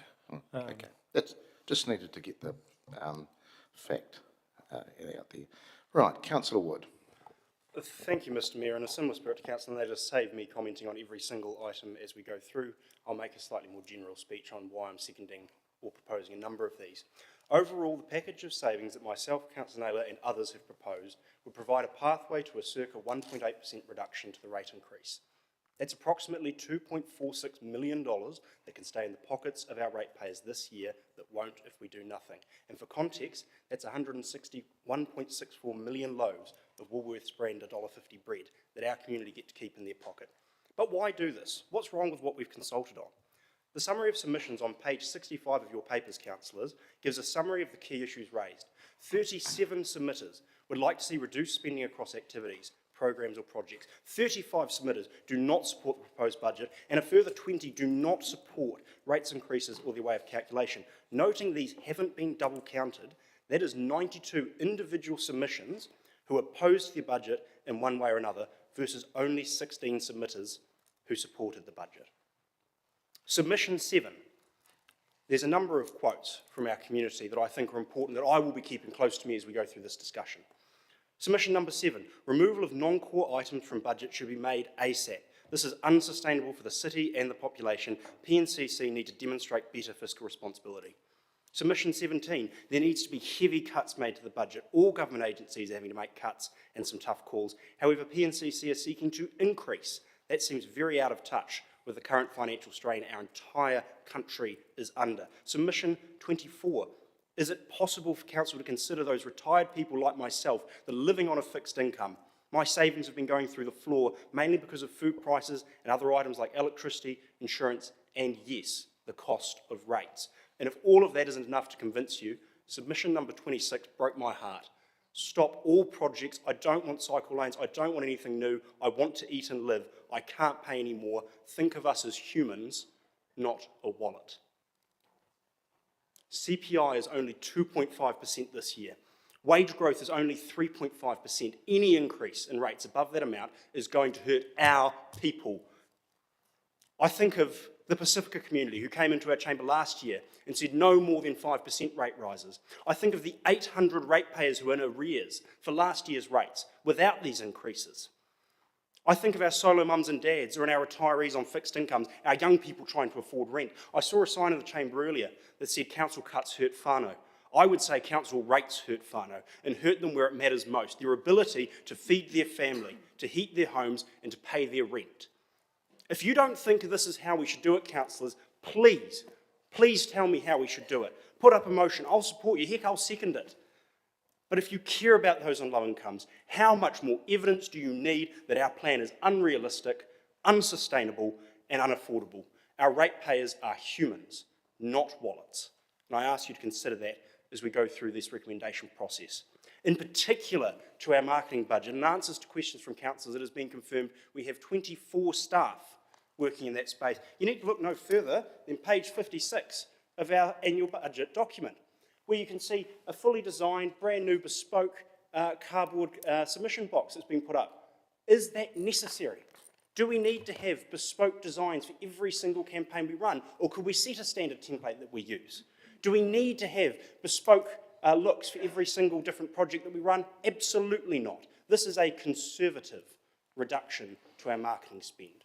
We do provide a 5-star service to the community, and I think it will be incredibly cold comfort to a retiree on a fixed income who can't afford to put the heat on this winter to say, oh, well, at least our documents look really good.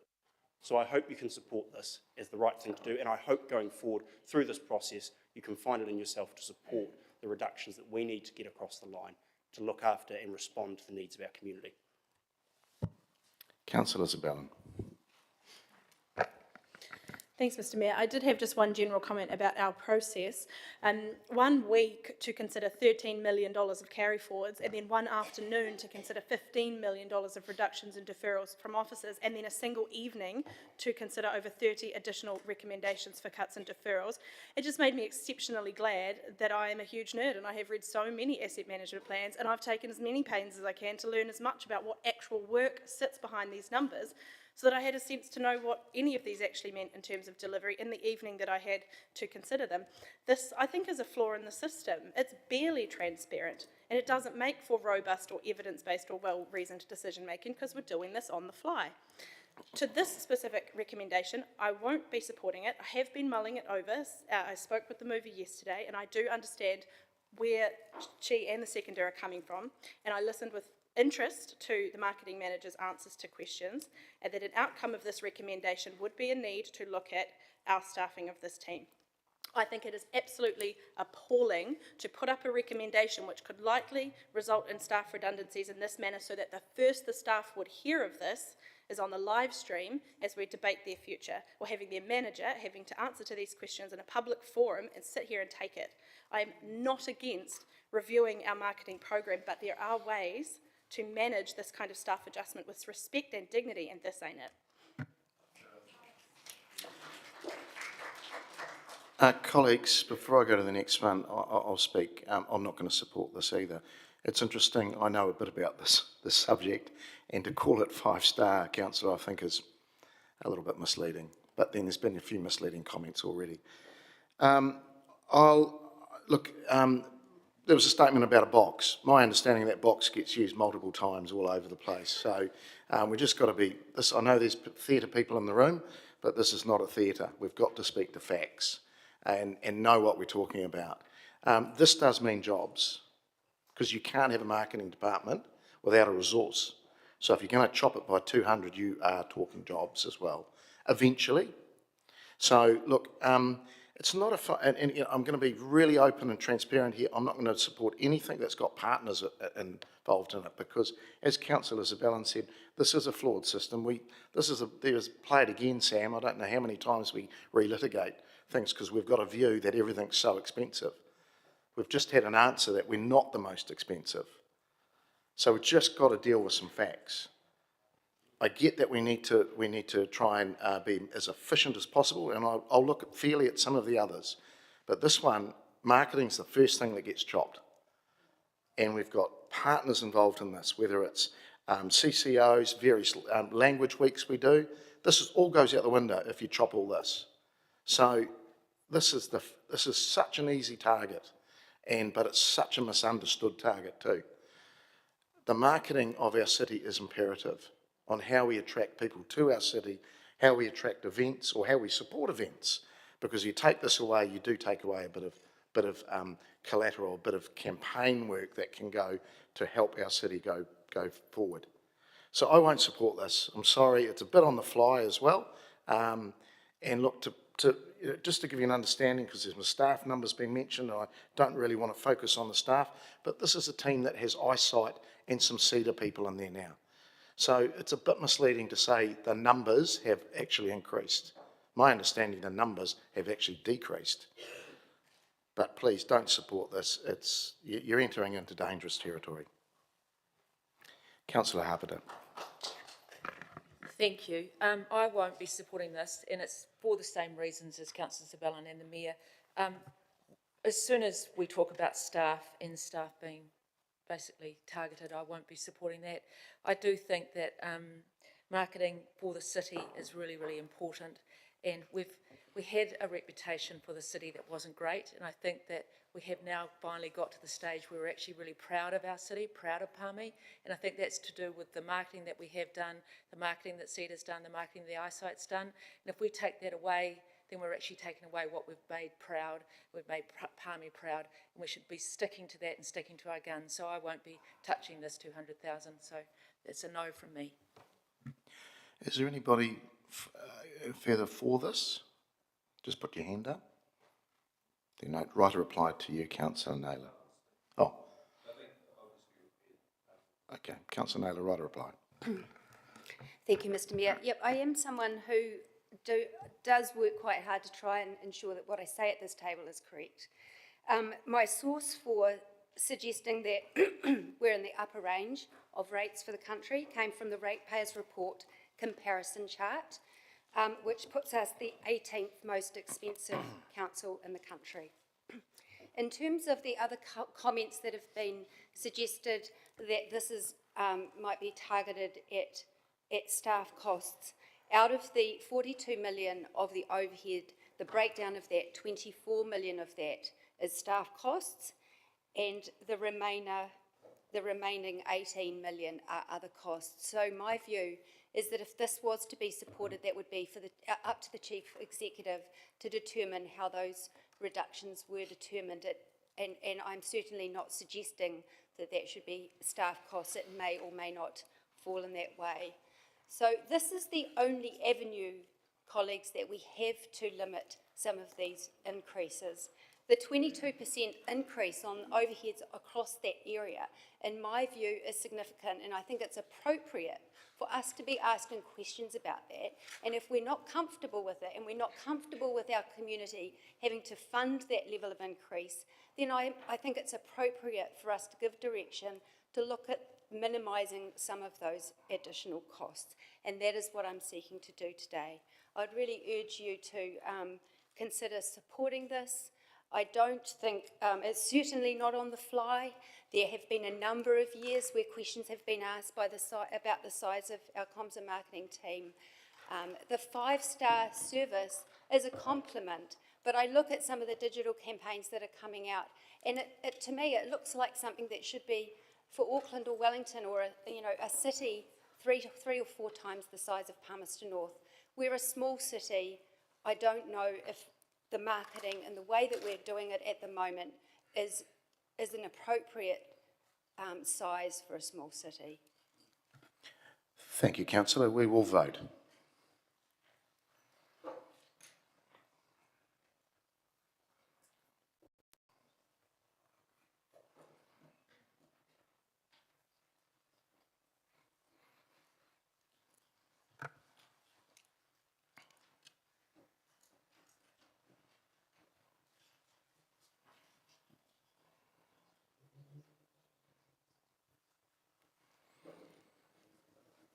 That has failed. 4 votes for, 11 against and 1 abstention.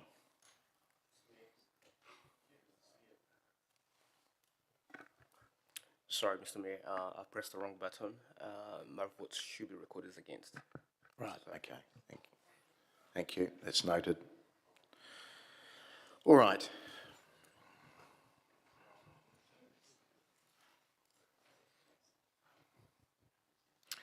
We move through to B, and this is around reducing the catering budget by 100,000. Back to you, Councillor Naylor. Thank you, Mr. Mayor. This suggestion came up through a submitter who spoke to us and suggested that we look at this, gave this as an example of something we could look at to reduce costs. So I did ask the question about what our catering costs were and how that compared to the last 2 years.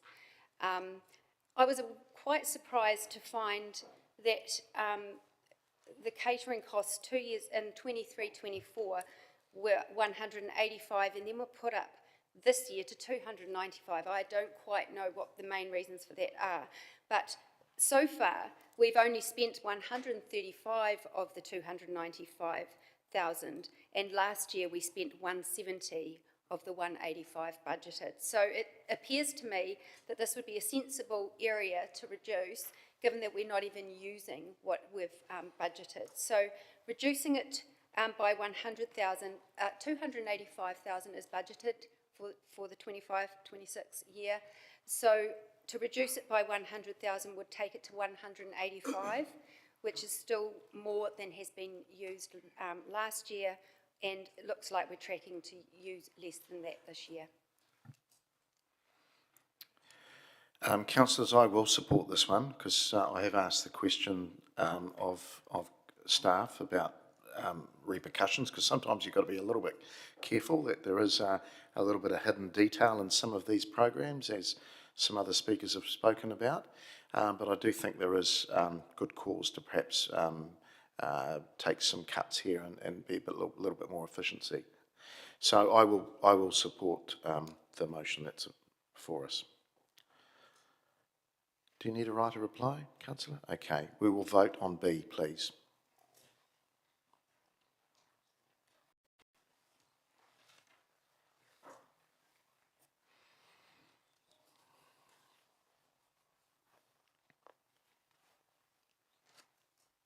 And that is passed, 16 votes for, none against. All right, we move through to the next one, and this is C, and this is around reducing planned event spending by 150,000, reducing the economic events budget by 50,000, and reducing the community and commemorative events budget by 100,000 by holding some events every second year and reducing the scale of events, excluding Anzac and Remembrance Day. That's moved by Councillor Wood, seconded by Councillor Naylor. Councillor Wood. Thank you, Mr. Mayor. I'd like to direct Council's attention to the second tranche of question answers for officers, where a full breakdown of what these budgets provide is available and what portion is overheads. It is my intention to ask the Mayor if A and B could be voted on separately, because I appreciate some of you may support one and not the other. In terms of the economic events budget, that is $748,000. Of that budget, $261,000 is economic events, $75,000 rural games, and the remaining $412,000 is overheads, which in itself seems like a hang of a lot. The reason for this recommendation is to correct a mistake that we made some time ago, where we removed the rural games from the Majors Events Fund, but never actually made a commensurate decrease to the Major Events Fund. So I would hope councillors would be open to correcting this with recommendation A. For the community and commemorative events, that budget is $1.64 million, and we're considering suggesting We are suggesting reducing that to $964,000, a reduction of $100,000. That budget is $686,000 event delivery and $378,000 overheads. I would draw your attention to this chart, councillors, and ask the question, is New Year's in the Square at a cost of $120,000 plus overheads an appropriate amount for a city of our size to be spending? Or could we deliver that event for $80,000 rather than $120,000? Is it crucial that we hold all of our events every single year? Or when we've got community members of ours calling for us to reduce rates and reduce spend in our community, could we say actually some of them could be offered every second year? I think there are two options available to us here. Absolutely, one is hold some of our events at a lower scale. And option two is delay a few of them for a few years. I've specifically put in excluding Anzac Day and Remembrance Day. That's only a cost of $48,000. It's only a minor part of the total package of $1.64 million. But I hope you could support this as a sensible way that we could offer slightly less to our community in an area they have specifically asked us to consider doing a bit less. I hope you'll support both of these, but at the very least I hope you can find it in yourselves to support one or the other of them. Thank you, Mr. Mayor. Councillor Johnson. Thank you, Mr. Mayor. I won't be supporting either A or B. The first thing to say about economic events is that they actually bring money into the city. That's why we support them. The clue's in the name. And so this would be a false economy. The major events that we're able to attract to the city, they help businesses in the city. They provide vitality and well-being for the community. And we don't have, you know, a tourist attraction offering in Palmerston North, but we can do events well. So I'm surprised, really, to see that we would suggest reducing economic events, absolutely. In terms of the community and commemorative events, I think we need to be aware that we always do these in conjunction with stakeholders. So we've got partnerships with different organisations, with the Manawatu Multicultural Association, for example. And community and commemorative events, they're not just for one segment of the community. They are public events that anyone can attend at no cost to them to attend that event. They bring people into the city, but they also contribute to community well-being. If you were to have to make the decision, well, we'll hold your community's event, but we won't hold this other community's event here, I think that puts us in a difficult position. If we go to holding them every second year, I think we lose momentum. I've seen other people do that with events, try and hold them every second year, and consequently attendance drops off and some of the enthusiasm wanes. So I think that we need to consider community well-being. The community and commemorative events always leverage off partnerships with community groups who provide their expertise, labour and stalls free of cost as a volunteer offering to the city. So I strongly suggest that we do not target these for cuts. And just as a general comment about process, since this is my first opportunity to speak, I too don't like the process that we've been sucked into in this annual budget. And my understanding of how we're meant to do things is that any cuts to level of service should occur during a long-term plan consultation, where the community has the opportunity to feed back on what they think about that level of service cut ahead of time, not bringing in level of service cuts in an annual budget year after the community has had chance to submit. So I really think if we're going to talk about level of service cuts, then they need to be done in a long-term plan year, and we need to be clear with the community that that's what's being planned, not bringing them in on the day of debate in an annual budget. So I'd ask you not to support either of these. A has economic benefit to the city. I'm surprised to see myself standing up and defending economic benefit to the city, but there you are. The second one, the community has very significant community wellbeing benefits, so please don't cut them. Thank you. Councillor Harpiter. Thank you, Mr. Mayor. I can't support either of these two either. This first one has been very well canvassed by Councillor Johnson.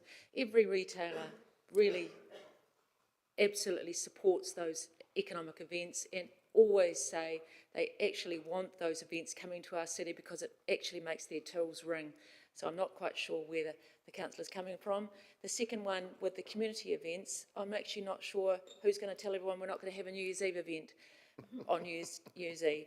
But anyway, the councillor can work that one out.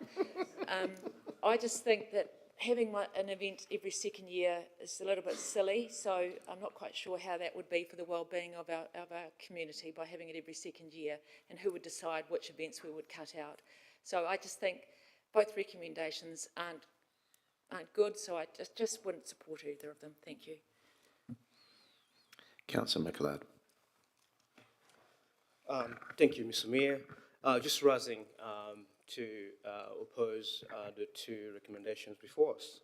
And my rationale for opposing this is not necessarily because I do not support some sort of cuts to our budget in order to alleviate the rates burden on our community, but it's largely because in my decision, or the overarching principle actually guiding my decision today, or that will be guiding my decision today, through the whole range of cuts that we have to consider today, is largely around striking a balance between rates affordability and delivering quality services to our community. Not just services, but quality services to our community. And personally, speaking on economic development, I mean, I don't want to reiterate what Councillor Johnson just said, because it's exactly what I was going to say as well.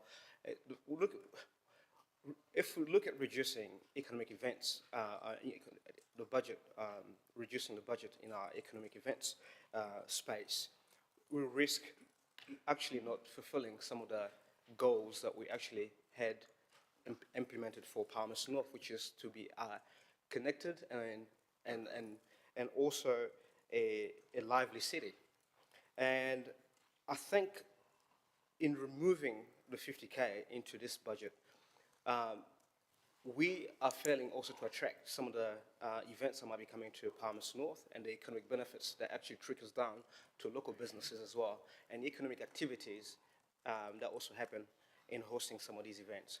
Now, in terms of reducing community and commemorative events budget by 100,000 and also holding or hosting events every 2 years, I'm actually opposed to that, because as Councillor Johnson alluded earlier on, we lose momentum.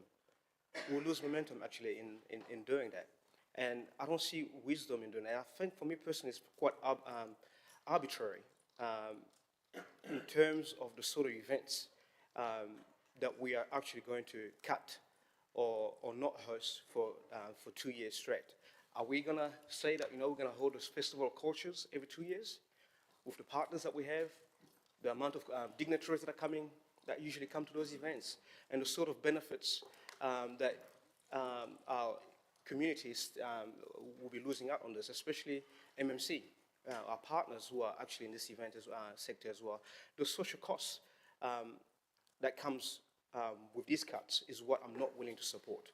Like I said again, I'm willing to support and prepared to support some cuts to alleviate the rates burden on our community, but not at any cost.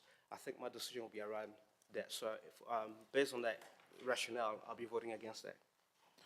All right, does anybody want to vote for this? Councillor Naylor.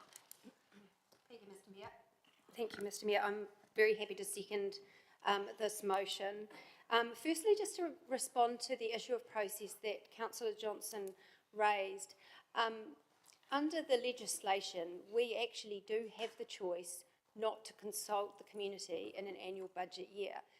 If we intended not to make any changes, that potentially could be an option that we should consider.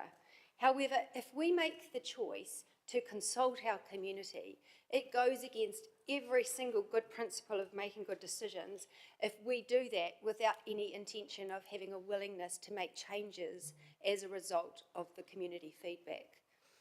In terms of this motion, two questions that I've asked many people in our community through this process. I asked it at the table and many came and made their oral presentations. I've said, particularly to those who've said that they want rates increases to be less, I've said, would you be willing to accept a reduced level of service Every single person I've asked that question to has said yes, they would be willing to accept a reduction of a level of service. The other question I've asked, because a lot of people have talked about what they call nice to haves, and when I've gone back to people and said, so what do you consider the nice to haves? Events comes up time and time again as something that people in a time of hardship would be willing to go without a small amount of, obviously. What is proposed here is a very small portion. Nobody's suggesting to cut events year after year. I also want to acknowledge the submission number 119 who made the suggestion that we could actually hold some events every second year, and I actually thought that was a very sensible suggestion. So obviously there are events that we would continue to hold every year. But when people are saying that they cannot afford their rates, do we really want to carry on with every single thing? Think about what February looks like. It's crazy. There's so much happening. It's ridiculous. So I think it would be sensible, prudent, and very appropriate to the feedback that we've had to consider a small reduction. So I'm very happy to support both these recommendations. Councillor Dennison, you are obviously going to speak for it. Yep. Well, at least with B, Mr Mayor, I think the arguments for economic developments are well laid, so I'm not going to speak to that. But as far as the chipping at the budget for events, 100,000, which is only a portion of the amount of money that we invest in that space. What would that look like, for example, with New Year's Eve, if we made a minor adjustment? It's not saying we're going to lose necessarily New Year's in the square, but would that mean we don't have the fireworks display all of a sudden burning up, you know, $1,000 or whatever every minute off the top of this roof, for example? So I feel like there is some step backs that we can take in those approach, and I don't necessarily agree with the rhythm of doing one every biannual, but if that's the case, I'd be quite open to it. But as far as taking a proportional decrease on each event we do, I think that suggested amount would go some way to achieving a fairly fair outcome. Thank you. Okay, Councillor Wood, right a reply. Goodness, councillors, listening to the speeches given, you'd think I was suggesting we got rid of the budgets entirely. We're talking a 6.7% reduction to the economic events budget and a 6.25% reduction to the community events budget. We're not talking about not doing New Year's. We're not talking about cancelling events. We're talking about whether or not we could do it in a more efficient way. On the question of should we be able to discuss a level of service reduction in an annual budget, yes, absolutely. Why else would we consult? If the argument truly today is that we can't consider these, then why on earth did we go to our community? Everybody who said to me, oh, I'm not going to make a submission because the council doesn't listen, was correct then, if we're not prepared to listen to the community after they make submissions. In this particular area, I want to talk about economic events. We will still continue to support events in a huge number of ways. Discounted hireage at the arena, discounted hireage at the conference and function centre, sponsorship, promotion. We still continue to do a huge amount to support economic events in this city. This is simply saying this budget has increased massively to the tune of $75,000 due to removing the rural games from it, but not then decreasing that budget. Let's correct a little bit of that and say, how about we do a little bit less? In terms of the cost community event, you might also note at the bottom of this table, it talks about community event marketing as $42,900 and just general events wraparound services of $50,000. There is a significant amount of room to move in this budget. New Year's as it is at $120,000 for one evening, depends on where you start the event, but that's around $20,000 an hour for an event we put out to the community. I do not think it is unreasonable for us to suggest that we could deliver our events in a more efficient way. The option is there in the recommendation to either hold events every second year or look at reducing the scale of some events. And I'm not prescribing to the officers that you have to do. If the officers say, no, actually the best way to do this is actually we just make a little bit of a reduction here and here, 20 grand out of the marketing, 20 grand out of the general, 20 out of the New Year's, whatever it might be. That's totally up to them. If they go, actually maybe we could hold Esplanade Day every second year or something else in that manner, then that's up to them to decide. But I think this is a perfectly reasonable thing for us to look at, and I would urge you councillors to reconsider and to support this as a reasonable area we can respond to our community's need. Okay, thanks, Councillor. We will now just vote on A around reducing expense. Thank you.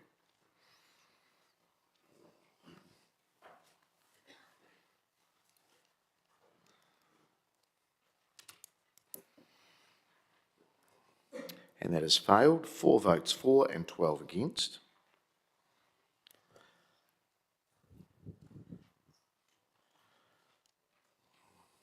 We will now vote on B around reducing community and commemorative events.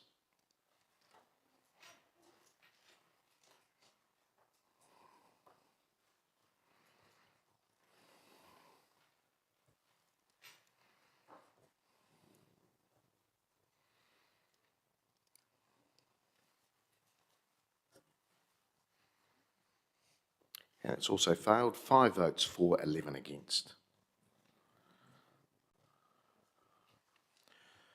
All right, we'll move through to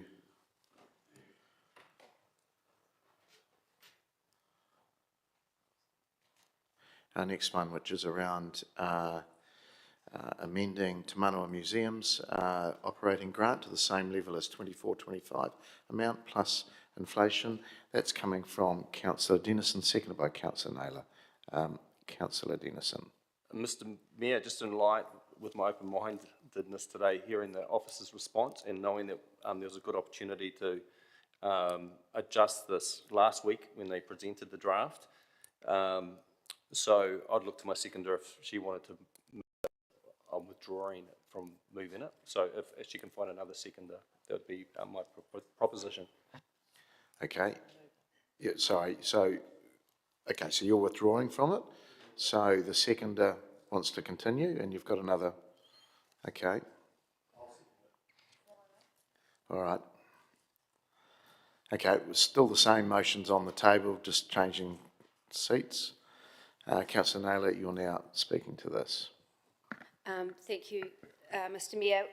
Once again, just listening to the feedback from the community when they see the sort of increases in some of our CCOs that goes well beyond inflation or well beyond CPI, and when the people who are paying for it are saying that we simply can't afford these level of increases, I think that gives me reason enough to think that this is a reasonable thing to put on the table. Like any organisation in hard times across the city, have to find ways of living within their means. The increase last year was 151 over the top of CPI. This year is an additional 117,000 over the top of the CPI increase. So supporting this, if this was to be supported today, Te Manawa would still get the CPI increase over and above what they're currently getting, but that additional 117,000 wouldn't get. Of course, it would be easier and better if they received all the money, but our community is saying, please look at ways to minimise the increase. So I think this is a reasonable one to put on the table. Councillor Bowen. Thank you, Mr. Mayor. First, colleagues, I do apologise for not having a pre-prepared speech. Unfortunately, due to only receiving these notifications last night, that opportunity was not available to most of us. Rising to speak against this proposal, just for first a principle matter, I think this proposal actually offends the principles of natural justice. Te Manawa have had no opportunity to respond to this request in this format. Their opportunity came when the draft went out and they were invited to make their submission. So on that basis alone, I think this is unfair.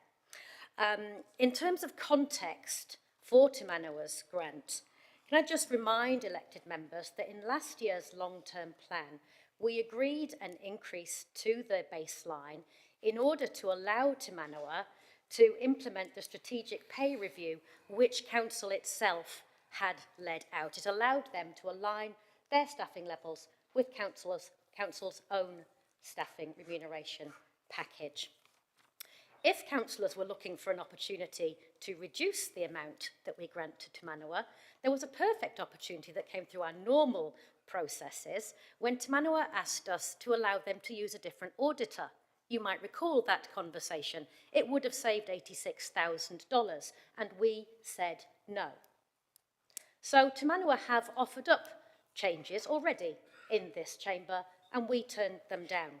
Internally, I know, and Councillor Meehan will back me up on this one because we meet regularly with the Te Manawa team, I know that they went through their budget process this year and offered up $970,000 of savings to their own board in order to meet their budget, and then went further than that and found extra savings within their internal budgets. Te Manawa are an exemplary operation in how they manage their finances within the constraints of being a council-controlled organisation, where they have very little control on some elements. For example, they're required to use PNCC suppliers for things like electricity, which means they've seen a $40,000 increase to their electricity bill this year.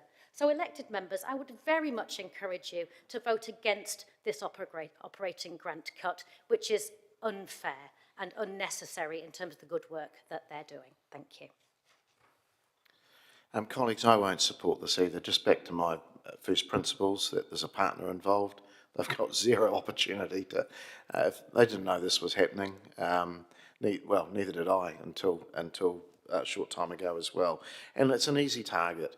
And I just want to go back to some of the commentary that our whole community's asking for this. That's not true. If we actually get back to some of the statements, we had 164 submissions. Yes, we've got a number, about a quarter, between 20% and a quarter that have said, don't do this. But that's not everybody. So there is people in this room, there is people in our community that want Te Manawa. They want Te Manawa to flourish. So I just think, please, vote this down and vote it down strongly and send a message. And people, please read the room. We're just making some wholesale cuts, which really, we're just going to fit a number which a couple of us think should be there. So I strongly advise you to not vote for this. Councillor Johnson. Thanks, Mr. Mayor. I won't be supporting this. And this goes to process, which I think Councillor Wood may have misinterpreted my last comment, so I'll try and clarify. If councillors wanted to do something like this, it should have been in the draft. Because if it's in the draft, it gives the whole community a chance to comment on it. I think it's extremely unfair to bring this type of reduction on the day of the debate because it doesn't give the community the opportunity to feedback what they think about this. Yes, I understand that people want us to make cuts. Yes, I understand that we receive submissions saying, try and cut things back. But would we have received a whole different type of submission if we had included this in the draft? Absolutely we would. A lot of those people are here today in the gallery because they didn't have their opportunity to comment on this type of thing in the draft because it wasn't in the draft. So that's my point here. Not that we wouldn't consider making changes, but that if the changes that we're considering making today would have attracted significantly different submissions, and they would, then I think that's a really unfair process. Now, to go to the value of museums, I mean, I've only got 5 minutes. I can't talk about all of the value of museums to a community in 5 minutes.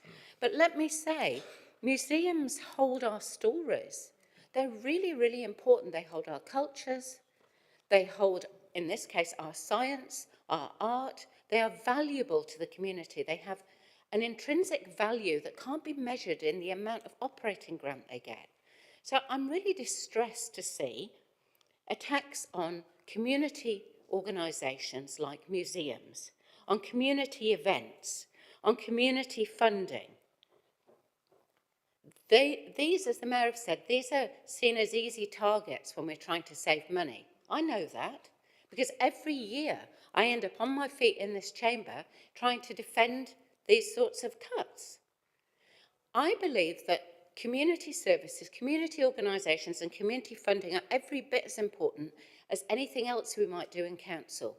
And I strongly oppose this cut to Te Manawa, and I urge you to vote it down. Councillor Wood. Thank you, Mr. Mayor. I want to start by saying an increase of $73,000 is not a cut. It's in the name. It's an increase. And this is the perverse attitude at this council table that leads to trust in this organisation being at an all-time low. Because we stand here and say an increase is a cut. Now, let me be very clear. Every single year, Te Manawa comes into this chamber and asks for increases well above inflation. None of our other CCOs do that. The Globe doesn't do it, the Region doesn't do it, CEDA doesn't do it. So I do not think, every single year I've been here, we have given them far more than inflation in terms of increases. I do not think that is responsible stewardship of ratepayer money. Now, in terms of this argument that it's an easy target, well, if it was an easy target, we wouldn't have increased it well above inflation every year for the last 2 years. So I don't think it is. And if it was an easy target, I would say more of you would be sitting here today supporting this reduction. So given I have read the room and I suspect that won't happen, I don't think it's at all true to say it's easy to go for. 3 of the 26 recommendations that Councillor Naylor and I have put up are related to community. The other 23 aren't. So I do not think it is fair to characterise this as some sort of focused attack on community services. It is absolutely not. We just debated economic events. We just debated advertising. We just debated catering. So I don't think that is a true characterisation of what we're doing. In terms of Councillor Bowen's comments on the auditor, quite right, and you might recall I proposed, if I'm correct, that, and it is a shame that we've left that $86,000 of pressure on Te Manawa's budgets, and I apologise to Manawa for that. It is a crying shame we didn't do that. On the argument that this should have been in the draft, councillors' attitude, I find, regularly, when we go into these processes, is they say, well, I might support a reduction, I might not, let's see what the community says, and then we'll deal with it then. So I would, look, if you're happy to front load this process next time, councillors, I'm happy to do all of this at the front end and have that debate then, but my observation is councillors won't vote for it at that point, and then we'll have community feedback, and then when it's put up for a second time, councillors tend to. We saw that happen in the long-term plan with multiple recommendations that weren't supported going into the draft, but then were subsequently supported after consultation. So I don't think it is fair to try and limit what we are able to do at this table to just what has been done in advance of consultation. I also don't understand this argument that's just come up that, oh, we only got this last night. I only got the recommendations to increase budgets that came through from other councillors last night. That's just the process we're in. I could sit in here today and move another recommendation if I wanted to. So it's completely appropriate. It's not last minute. That is how council works. And if you don't like how council works, then go petition the government to change legislation. But that is the table that we operate at. So this is an increase of $73,000 for Te Manawa, and I hope that we can support that.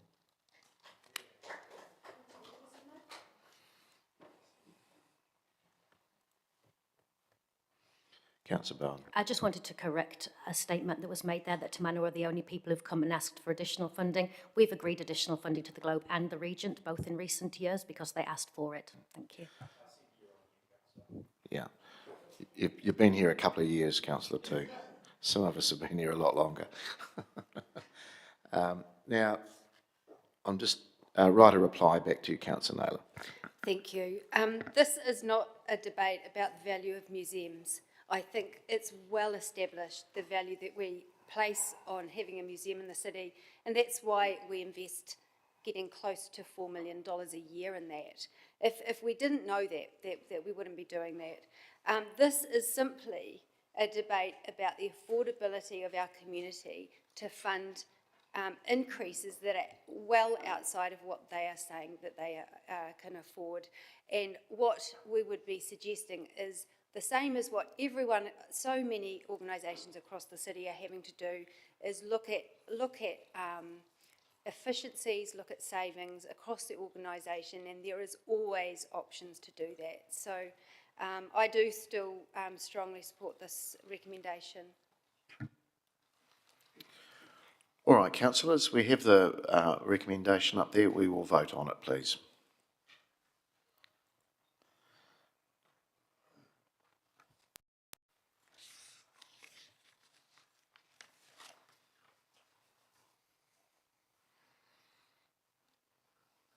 And that has failed. 3 votes for and 13 against. All right, we move through to our next one, F, and this is around from Councillor Wood, that's seconded by Councillor Meehan. This is around reducing the climate change and sustainability budget by $267,000. I'll go to you, Councillor Wood. Thank you, Mr. Mayor. This recommendation is a reflection of changing national direction with the 4 wellbeings being removed from legislation. Answers to what this budget does are at the end of the tranche 3 questions that all councillors have had. I want to note in this recommendation, it does not touch the $400,000 of support to environmental groups that we currently provide. In fact, there's an increase of $42,000 this year to the support we provide to community environmental groups, well above, in fact, the increased signposts in LTP. So to the community groups who are in the chamber today, I say this is not about targeting the support that we give to the community. This is about saying, do we need, as a small regional city, to spend almost $1 million in our internal climate change and sustainability space? It is hard to say exactly how large the increase has been in this budget due to changes in overhead calculations. But what I can tell you is that in the 23-24 annual budget, this was $242,000. So the jump, even with overhead recalculations, I can only believe is significant, as given the last 3 years I've been here, every year there have been overhead calculations, making it very hard to determine exactly what the scale of increase is. Some of the actions this organisation do, and when I talk to friends of mine who are Green Party members and voters, and I say, hey, would it be all right if perhaps we did our citywide emissions review every 3 years, lining up with the LTP? Sure, absolutely we could do that. Do we need to introduce a new citywide climate change action plan, which is a significant increase in level of service? No, not at this time. I think this is a sensible way that we can respond to the needs of our community, and in fact, if a council wants to put up a recommendation that we go further than this and then use that reduction to increase the support we give to community groups, I'd be very willing to support that. So if somebody wants to say, let's take another $250,000 here and increase the support to environmental community group funding by $250,000, I think that would be a great idea. But this is a sensible way that we can look at doing a little bit less on our internal climate change space. Councillor Barrett. Thank you, Mr. Mayor and colleagues. First, I draw elected members' attention to the fact that this is climate change and sustainability programs, not merely the climate space. And I think it'd be useful to start with a little bit of context around this. So the beautiful consultation document that was prepared for the community has two infographic pages, 16 and 17, the nice colorful boxes. And in those nice colorful boxes, we learn about the proportion of investment that flows into different areas. And we see that the total investment per week for the average ratepayer is $68. We then see that our contribution around climate change and sustainability is, wait for it, 60 cents, less than 1% of the budget. It would be generous to call that modest. I would actually call it insufficient. The reality is we need to protect and defend here. What we are facing is a 30% budget cut that would go against delivery in this space. Green corridors, yes, a community-wide climate action plan. That's because we know, thanks to our annual tracking of emissions, that the community-wide emissions are where we need to put the most effort, so we're looking to harness community effort there. We've got Tutawai and Taratia. We've got the low carbon fund, which I would remind elected members is currently paying $1.40 for every dollar invested. This is incredibly important strategic work, and I'd ask you to protect this modest investment. I, for one, would argue that the environment is the foundation of our prosperity, and for 60 cents out of the $68, well worth protecting every penny. Thank you. Councillor Zabellin. Thank you, Mr. Mayor. Thank you, colleagues. I'm probably unsurprisingly opposed to this recommendation. Firstly, just it's a small team, and this budget does fund salaries. This is a small budget. There is a decent chance that this cut could result in a redundancy, so I will refer to my earlier comments about due process and respectful ways to negotiate those types of situations. But with the other activities that this budget covers, I have a few points to make. One is that monitoring is our sole contribution to the Joint Regional Climate Change Action Group. That's literally our contribution. Chance we'd be throwing that out the window and contributing nothing. The Low Carbon Fund, as Councillor Barrett has pointed out, consistently delivers efficiencies and financial returns, smaller utility bills. It's saving us money because it's been well administered by our team. Green corridors, total kutu up the back. This work has delivered 30 years of restoration and improvements to the water catchment and the gully stabilisation, which has enabled growth. And it's all done by volunteers. That range to river program could come to an abrupt halt with this cut, and the maintenance and upkeep of those gullies and plantings in Summerhill and Akotiri would have to be absorbed by our own staff and our own programs. The the community-facing climate action plan, I have the comment from the mover is that it's an increase in level of service that is not necessary. This action plan is intended to acknowledge and outline the risks to life and property and infrastructure from extreme weather, such as we have seen around New Zealand just in the past fortnight.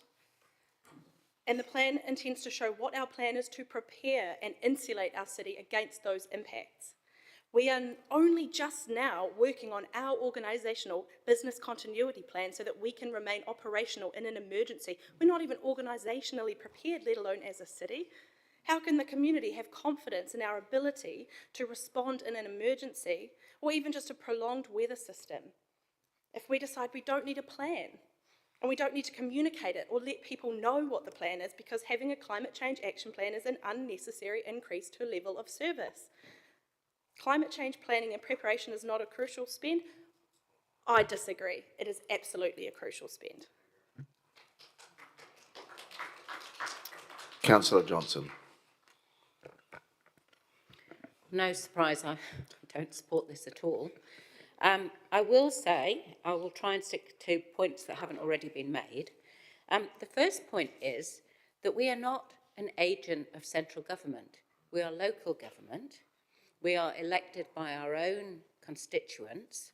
We set our own strategy and direction in consultation with the public. And also, the Local Government Act hasn't yet been changed.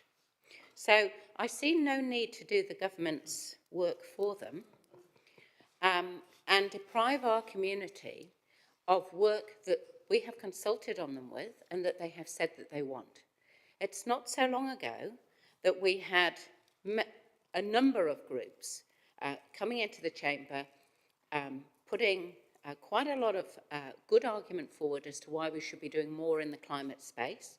And I noted in the submissions, even amongst those who felt that we should be being careful with the budget, they did say that they thought we were underdone in this space.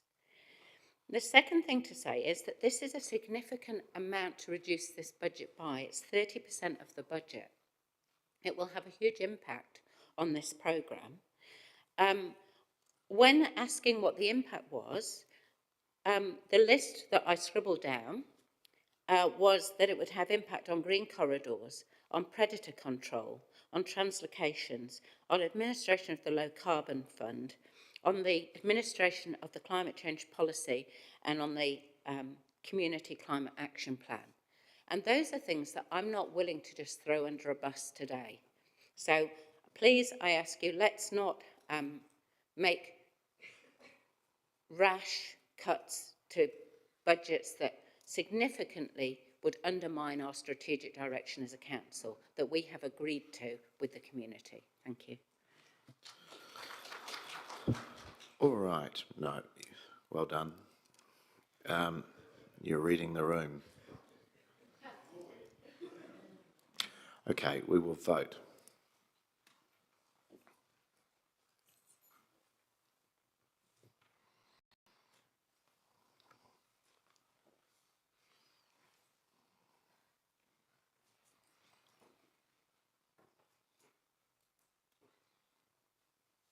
That has failed. 3 votes for and 13 against.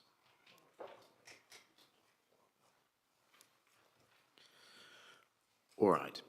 Our next one is around, again from Councillor Wood. This is F, and it's around council working with Canine Friends Pet Therapy charity to develop a discount scheme for dog registrations if appropriate. And Councillor Wood.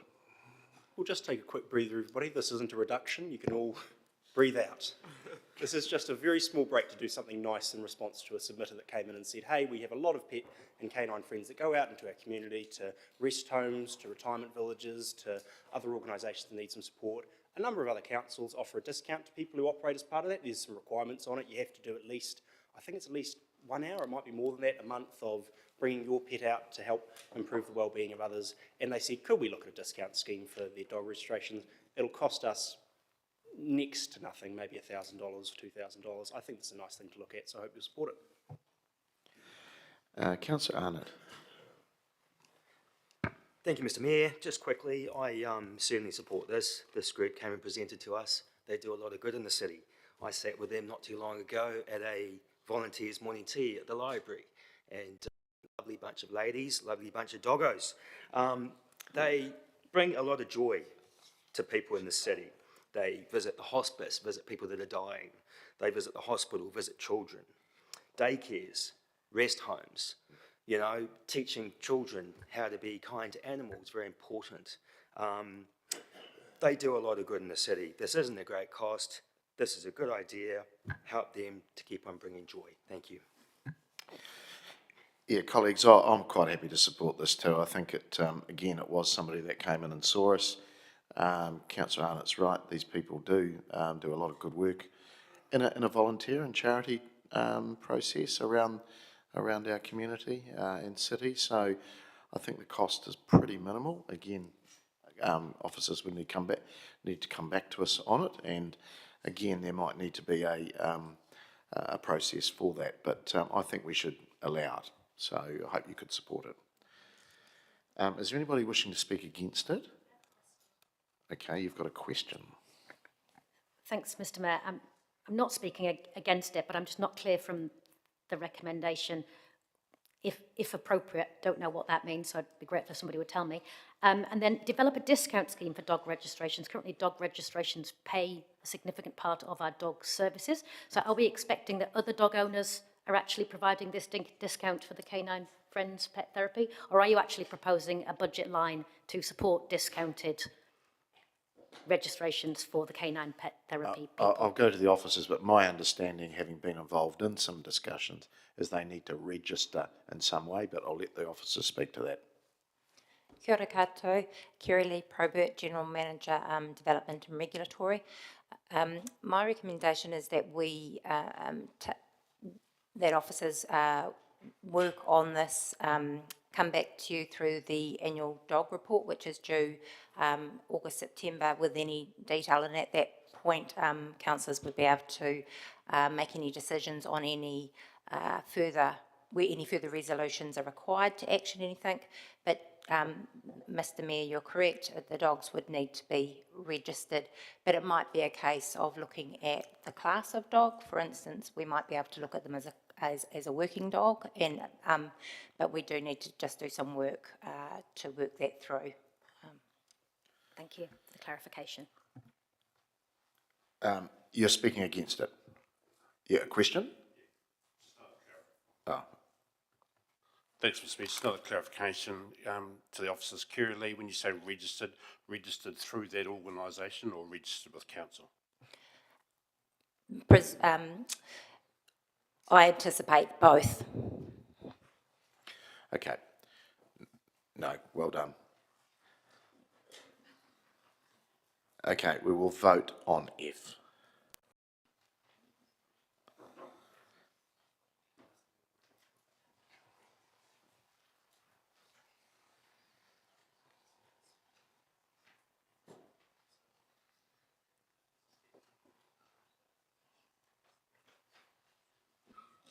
That is passed. 16 votes for, none against. Thank you.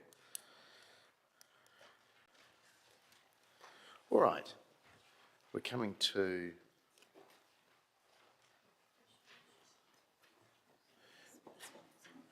okay, this one wasn't on your papers. This is a new one this morning.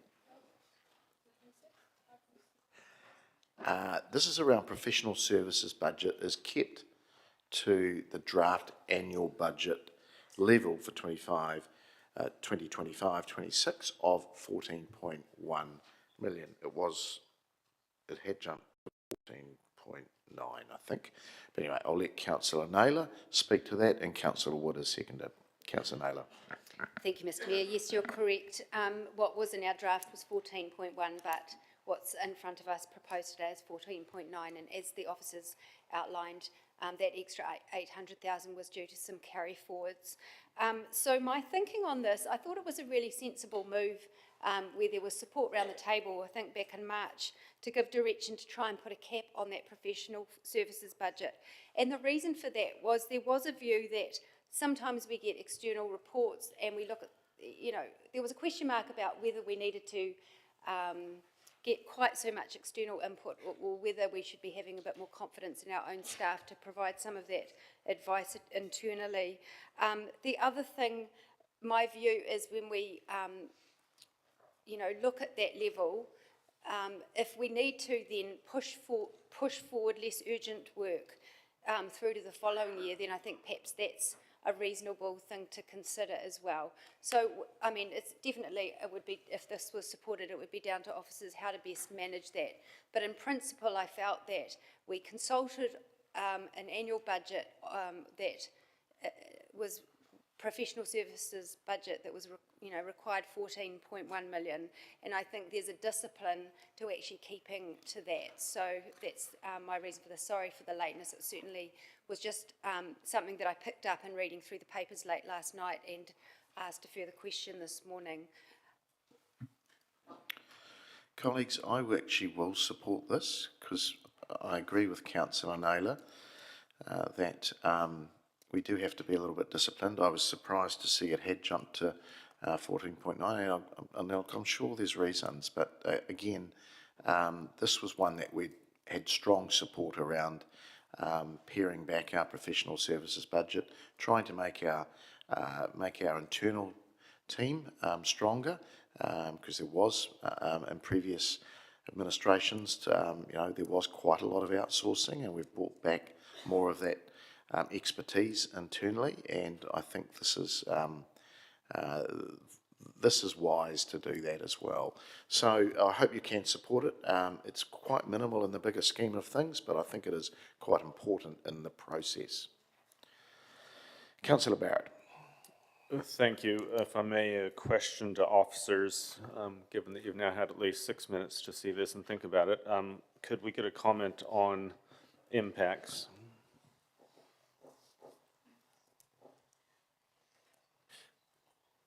Through you, Mr. Mayor, I can talk to the increase to that particular line and what that pertains to, which is the digital transformation program carry over of the operating program, which is loan funded. If this passes, then I suspect we would have to do some work around what the impact of that would be, but given the work that we did earlier in the drafting phase, outside of the loan funded programs and the revenue backed programs, I think the remainder that we were left with was somewhere around about 6 million in terms of professional services budget, if I recall how we broke that down. So not sure what the impact at this point is, but whether it's a case of, well, we have to look at the carryover of the program that we're suggesting or not, I'm not sure. Thanks. So it's uncertain then as to whether it would be around the digital transformation or around the other range of professional services supporting other activities in council? Yeah, I couldn't answer at this point in time what that would actually look like, but what I can say is when we did that exercise last time, we were getting into areas where the impacts were noticeable. Great, thank you. We'll comment briefly, Mr. Mayor, thanks. On brief reflection, and I will say only brief reflection, I'm not prepared to support this for two principal reasons. One is that the digital transformation project in and of itself is about delivering both an efficiency of service to the community as well as a quality of service to the community, and I'd hate to see that that gets compromised. I've spoken with members of management over the years about how inefficient some of our processes are that are still paper-based or not in that digital space, and the sooner we get there, the sooner we will have a higher quality of service and a greater degree of certainty for the community coming through the digital side of things. And then my other reason for not supporting this is is around just the huge amount of uncertainty in terms of which professional services and where. And if colleagues will remember, the last time we asked for specific information around this, we got a list of a whole range of different areas that would be impacted, and certainly a number of those areas for me were ones that I'd be very uncomfortable with seeing impacts in, and so I wouldn't want to see that area revisited, frankly. We need to make sure that we are making quality decisions, that we have good information to officers and here at this table. The amount of delay that we already have within our planning area in terms of opening up areas for development, in terms of the medium density rezoning within the city, in terms of, you know, the list goes on and on about the amount of projects that are there that need support for quality decision making. So please, colleagues, vote this down so that we have good information and support for decision making in the years ahead. Councillor Hancock. Yeah, thank you, Mr. Mayor. Very similar vein to Councillor Barrett is that when we on the fly actually decide that we're actually going to make some cuts, that may in fact actually affect the capacity and capability of our council. I think these are very, very unwise moves in the moment. My understanding is that this budget really is there for us to go out to get external expertise and advice for situations where it's not economical for us to actually have that expertise living in-house. So for those reasons alone, I think it's a dangerous precedent to actually just vote in support of this at this point in time, because we have no understanding of the consequences. Thank you.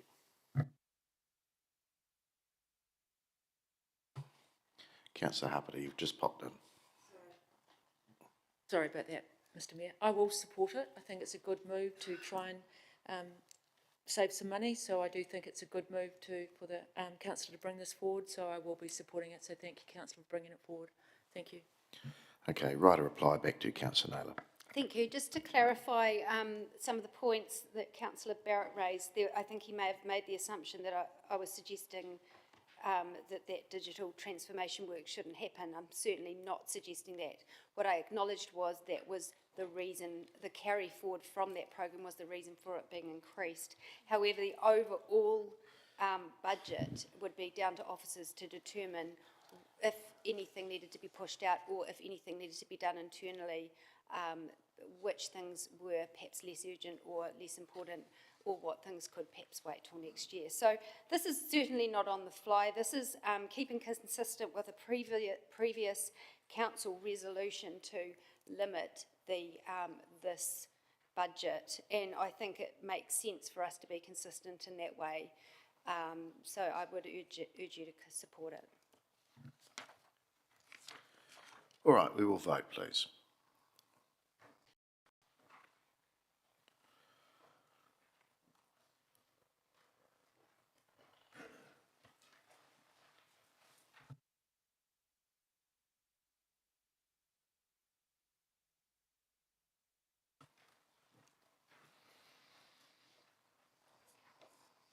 That is passed. 11 votes for and 5 against.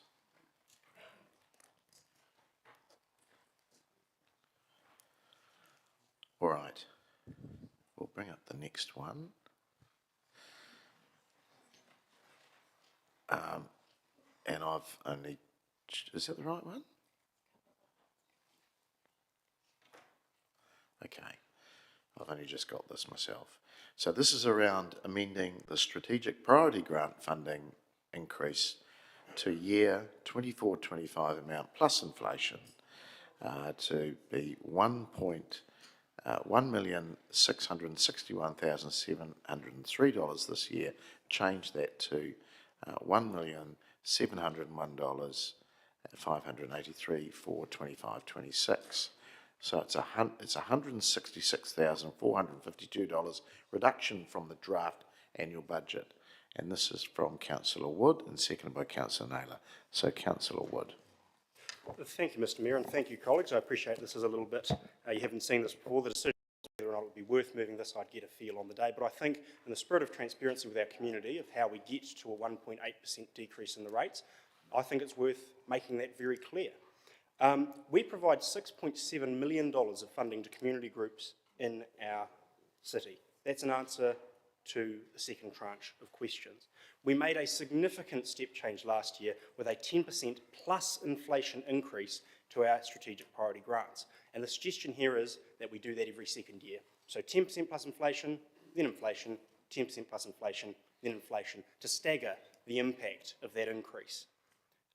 This is not a cut, just to be really clear. There were a number of people that emailed me and said, William, please don't cut strategic priority grants, and I will not support cutting strategic priority grants. But what I am suggesting here today is that we can't move as quickly as we perhaps thought we might be able to in the long-term plan. There are a number of us who didn't vote for 10% plus inflation year on year at the time, and I think it'll come as no surprise to many councillors around the table that I still do not think 10% plus inflation is an affordable level of increase to this funding for our community, noting there was an approximately $190,000 step change last year, which then gets the benefit of being inflated by 2.5% this year. This would still be an increase of $73,000 for this next year coming. So still recognises the important work that our community organisations do, still increases their funding, but just suggests that we can't have significant step-ups every single year. Let's do it at a more affordable pace for our community.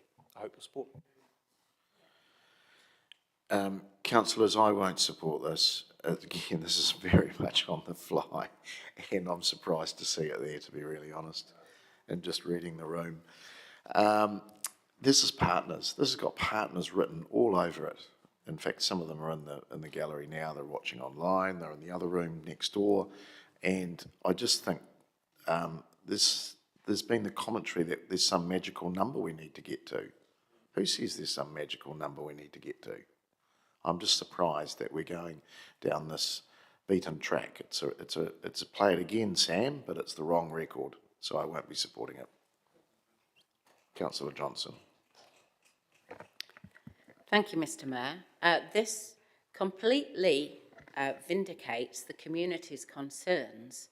The 100 or so emails that we all received in the last week, the packed chamber, that I note people not seeing this on the list thought that their community funding was safe and went off to their jobs and their volunteering.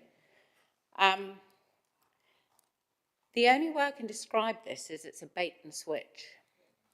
So let me take you back to the long-term plan last year, where we had a number of submissions from people saying, you know, we think that you're putting too much money into buildings. We don't need so much money into community hubs, but what you really need to do is to increase your money into community services. Assist community groups to assist the public. That's what they asked, and that's what we did. We cut millions of dollars off the community hubs budget. And the other side of that was that we agreed to increase the strategic priority grant significantly over a period of the first 3 years of the long-term plan. Would we have agreed to do that if we hadn't already cut millions off the community hub budget? No, we wouldn't. And now, having agreed the cuts to the community hub budget, now we're being asked not to increase the strategic priority grants as we agreed to. I was listening to the news last night, in the middle of the night when I was unable to sleep because I was worried about this kind of resolution coming forward, to be quite honest. And I heard that the Prime Minister and the Leader of the Opposition debating what a cut was. To my mind, if you've agreed that you will be increasing a budget line and community groups have entered into contracts with the council expecting that increase, and then you subsequently don't deliver it, then that is a cut. And the other thing that I want to say is that we get tremendous value out of this money.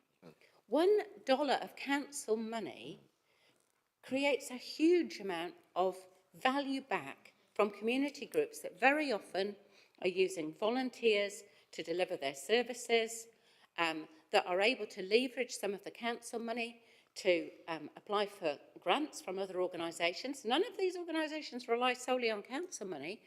Some of them have got people fundraising year in, year out to try and maintain their operating budgets. The strategic priority grants is hugely oversubscribed. Many organisations miss out. Many organisations don't get the amount of funding that they need. Every time we have the strategic priority grant leads, organisations coming back into us, they talk about how difficult it is to recruit people to work in community services because they can't afford to pay decent wages. I mean, I'm at risk of going over my time here, but look, the TLDR version of this is, do not support it. Thank you. Councillor Bowen. She could have had some of my time. Well said, Councillor Johnson. Goodness me. As Councillor Johnson said, this absolutely supports the community concern about this process. I'm gobsmacked to find this comes up based on how we feel on the day. How we feel on the day. I'll tell you how I feel on the day. Very annoyed is how I feel on the day that this is what's being put in front of us. And our community groups would be, I'm sure, thinking very annoyed is a very minor response to this kind of proposal. When is a cut not a cut? Well, I think when the mover and seconder says it is or it isn't. We can't move as quickly as we thought we could. Why not? Who says? We had this debate last year. Our community groups were really clear about their aspiration and the role of council in delivering it. And we debated that, and I recognise there were some interesting mathematics in that debate. And Councillor Wood and I had a moment in that debate, but we landed where we landed, we agreed it, and we told our community that's what our plan was. How now do we walk that back and say the contracts that you entered into with us and others in good faith is now neither, as my granny would say, neither nout nor summit, because we felt differently on the day. Well, I don't think that's going to wash. Is this affordable for our community? Well, I think our community groups have certainly spoken into my email to say not doing it is not affordable for our community. And Councillor Johnson very accurately referenced the value of the volunteer dollar. You know, there is a saying, if you want to go fast, go alone. If you want to go further, go with friends. That's exactly what our Strategic Priority Grant Fund enables us to do. We go further, and actually we probably go faster because we do it with trusted partners in our community who make a dollar go an awful lot further than council ever will. And this is a smack in the face to those organisations who we've partnered with in good faith. Colleagues, please do not vote for this. Councillor Harpeder. I'm against as well, so no point speaking. Thank you. I'll follow that style. Is there anybody that wants to actually vote for this? Councillor Naylor? Okay. Yeah, I will speak to this. Just want to address a few points. In my view, a cut is a reduction. The question was asked by Councillor Johnson, is community funding safe? Absolutely, community funding is safe.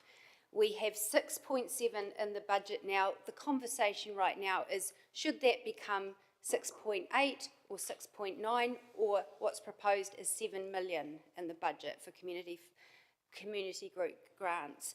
Our community services staff have told us that we are very generous as compared to other councils across the country, and I'm proud of that. We do value the work of community organisations, absolutely. Councillor Bowen said, if the question is that we can't move as quickly as we said, who says? She said, she asked the question, who says? Those funding it have said very clearly that they cannot afford. Those who are struggling to pay their rates, struggling to pay the power, pay for their food, they have said, slow down. No, some of us didn't know whether this is something we should put on the table today, but other options across many other sectors have failed already in terms of our aspirations to reduce. And this magical number, many have said it should be something closer to CPI, something closer to the rate of inflation, something closer to the increase that actual households are getting themselves. And certainly the rates increase proposed at the moment of over 7% is nowhere near that amount. So whilst I recognise this is quite unpopular, what we're debating here today is not compromising community funding, the generous community funding that exists. This debate is about how much additional community funding. The SPG specifically was proposed to have over 12% increase. Tell me who in our community have got an over 12% increase in their pay packet. I don't know anyone. So that's the reason why I will be supporting this. Whilst I know it's not popular, I think we need to actually be considerate in terms of all of the budgets, and certainly the ones that have been put on the table today run across many sectors, and this is just a small amount on one sector. Okay, right, a reply, Councillor Wood. Thank you, Mr Mayor. Before I speak, the Council suggests we would be breaking contracts by approving this item. Can we get a comment from staff if that is correct? My understanding was they were allocated annually. Some of them are allocated annually. Internal and external.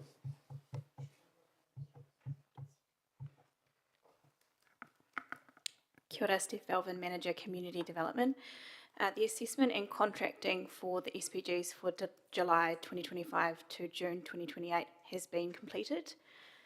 If this recommendation was to pass, we would need to go through a process of reassessment to determine whose contracts would be reduced and by how much. This would likely involve several staff and take several weeks.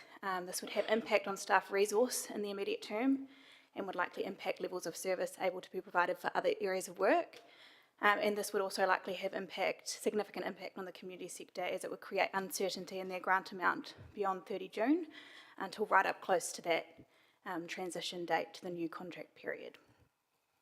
So to be clear, the new contracts haven't been confirmed yet. That's 30 June that would occur. Sorry, could you say that again? Just to be clear on my understanding, so those new contracts haven't been confirmed yet. It would be the 30th of June they would be confirmed. They have been confirmed with groups and signed. They would commence. Their start date is 1 July. Thank you, Mr Mayor. In terms of right of reply, I feel that that speaks to the flaw in the whole annual budget process. We've already gone out and signed contracts and agreed to things, and then on the other hand are saying to the community, come in and tell us whether or not you can afford the rate increase. Well, if that doesn't say it all, I don't know what does. If you are increasing a budget line, that is an increase, not a decrease. Plain and simple, that's what's the figures there. This is still a $41,000 increase to the SPG funding.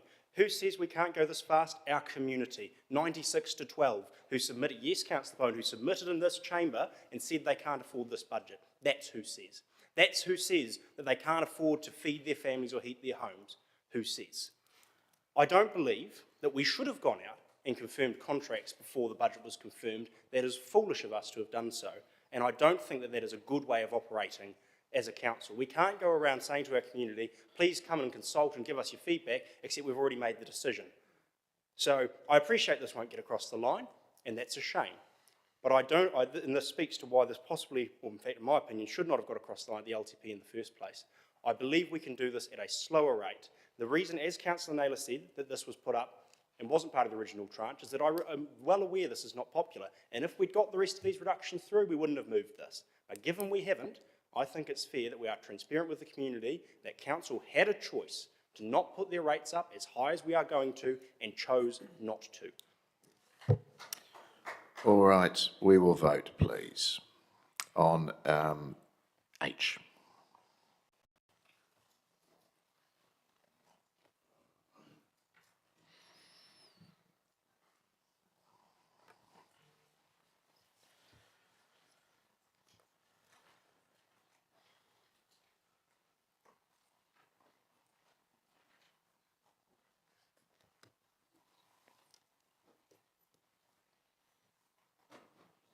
That has failed.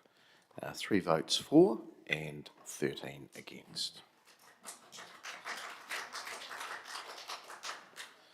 All right, councillors, we now will just do the substantial, just in this portion of operating budgets. We have a recommendation to council that we instruct the Chief Executive to prepare the draft annual budget of 2025-26 for consideration and adoption by the council at the the meeting on the 4th of June, getting ahead of myself, 2025, and that it incorporates the operating budget changes agreed above and the following.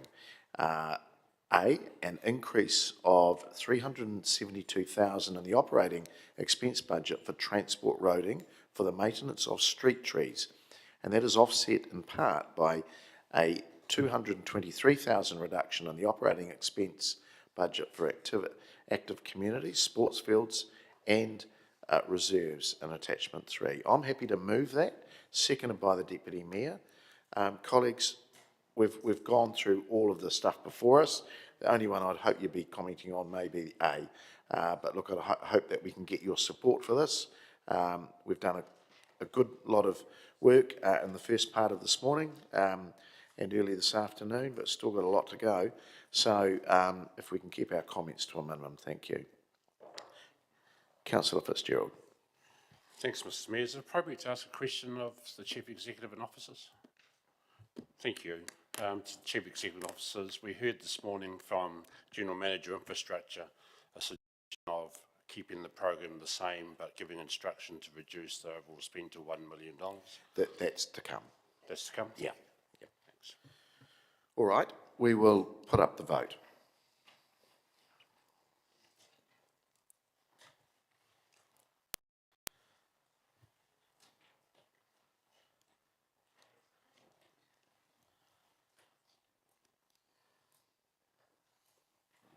That is passed 15 votes for and 1 against. All right, colleagues, we've got through a quarter of the day, so just to put it in context, we will be back into the chamber at 2 p.m. Enjoy your lunch.